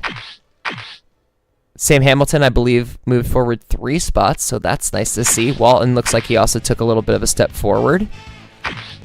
And Sparks goes up to a 73 as Holt goes down to a 76. I think it is feasible. The tough thing now is that we got to start doing player-for-player trades, because I believe, if I'm not mistaken, every roster will be full at this point. Yeah, every roster has, with the exception of the Ravens, apparently. So we could, like, if the Ravens were really hurting on inside linebackers, which they are not, I could technically start up a trade with them and get just picks back. That's crazy that they only have 45 guys on their roster. I wonder how that happened. But the thing I want to look at really quick is there's always guys that get dumped for reasons. And it looks like it's no one interesting, so that's unfortunate. I don't really get that excited by any of these guys. Drew Bledsoe is available, that's funny.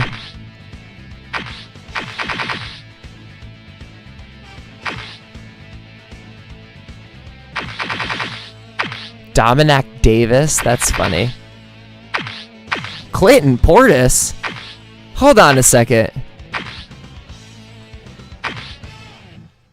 Oh, and there's Dominic Rhodes again. That's funny. Hold on.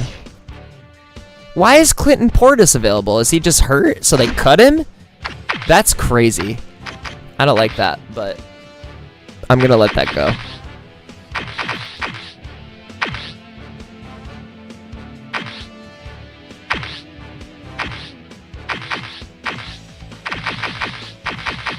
All right, hear me out.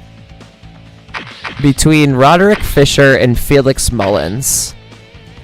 Felix is better. Felix is better. Felix is better. Roderick's better. Felix is better. Felix is better. Same. I think I'm going to sign this guy. I'm going to give him a 3-year deal. No bonus. Ascending. How expensive is this going to get? That's crazy. It's so wild how much more expensive guys get when they don't get drafted. It's like their value gets pushed into the stratosphere. Rhodes did go down to 68. That's kind of why I was immediately like, oh, maybe not. I don't want to give a 67 overall guaranteed money to come and play for me. I think we can just sign him like this, and if he becomes a thing, great. And if he doesn't, we can just cut him after this year. But I think this is just going to be a let's get some bodies in. I bet he doesn't take that. Let's go to 75.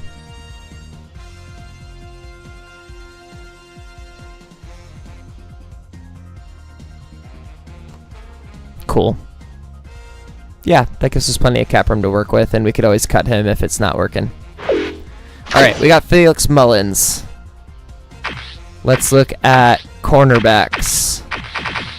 And if there's anyone we want to take a flyer on.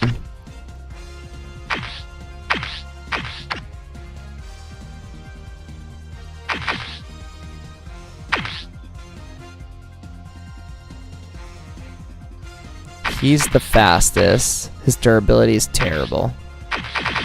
He's pretty fast. His durability is good. His coverage is bad. We probably don't need that. We don't have any more trade block. We could technically put Zach on the trade block, but I think I'm just going to leave it as we are right now. We got Breeze. Great. Mullins is going to sit under Carr. Hamilton and Long. Great, great, great. Dewey. Backus hits the left tackle. Hansen gets the left guard. Yep. Green, Woody, Ward. So I'm going to switch these guys.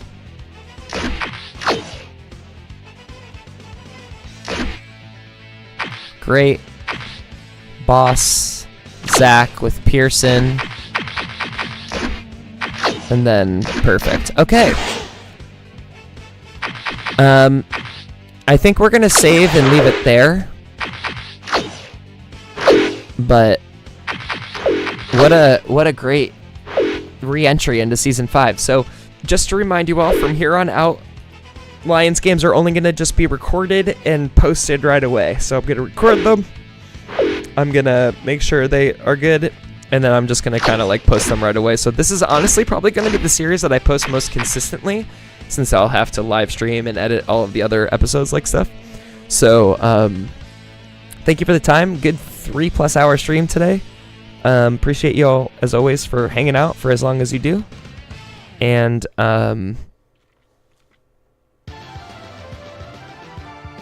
it's been super real, and so we look forward to having you on both the Dolphins and now soon to be the Tampa Bay Buccaneers. So thanks as always for the time, and we'll look forward to seeing y'all in the next one.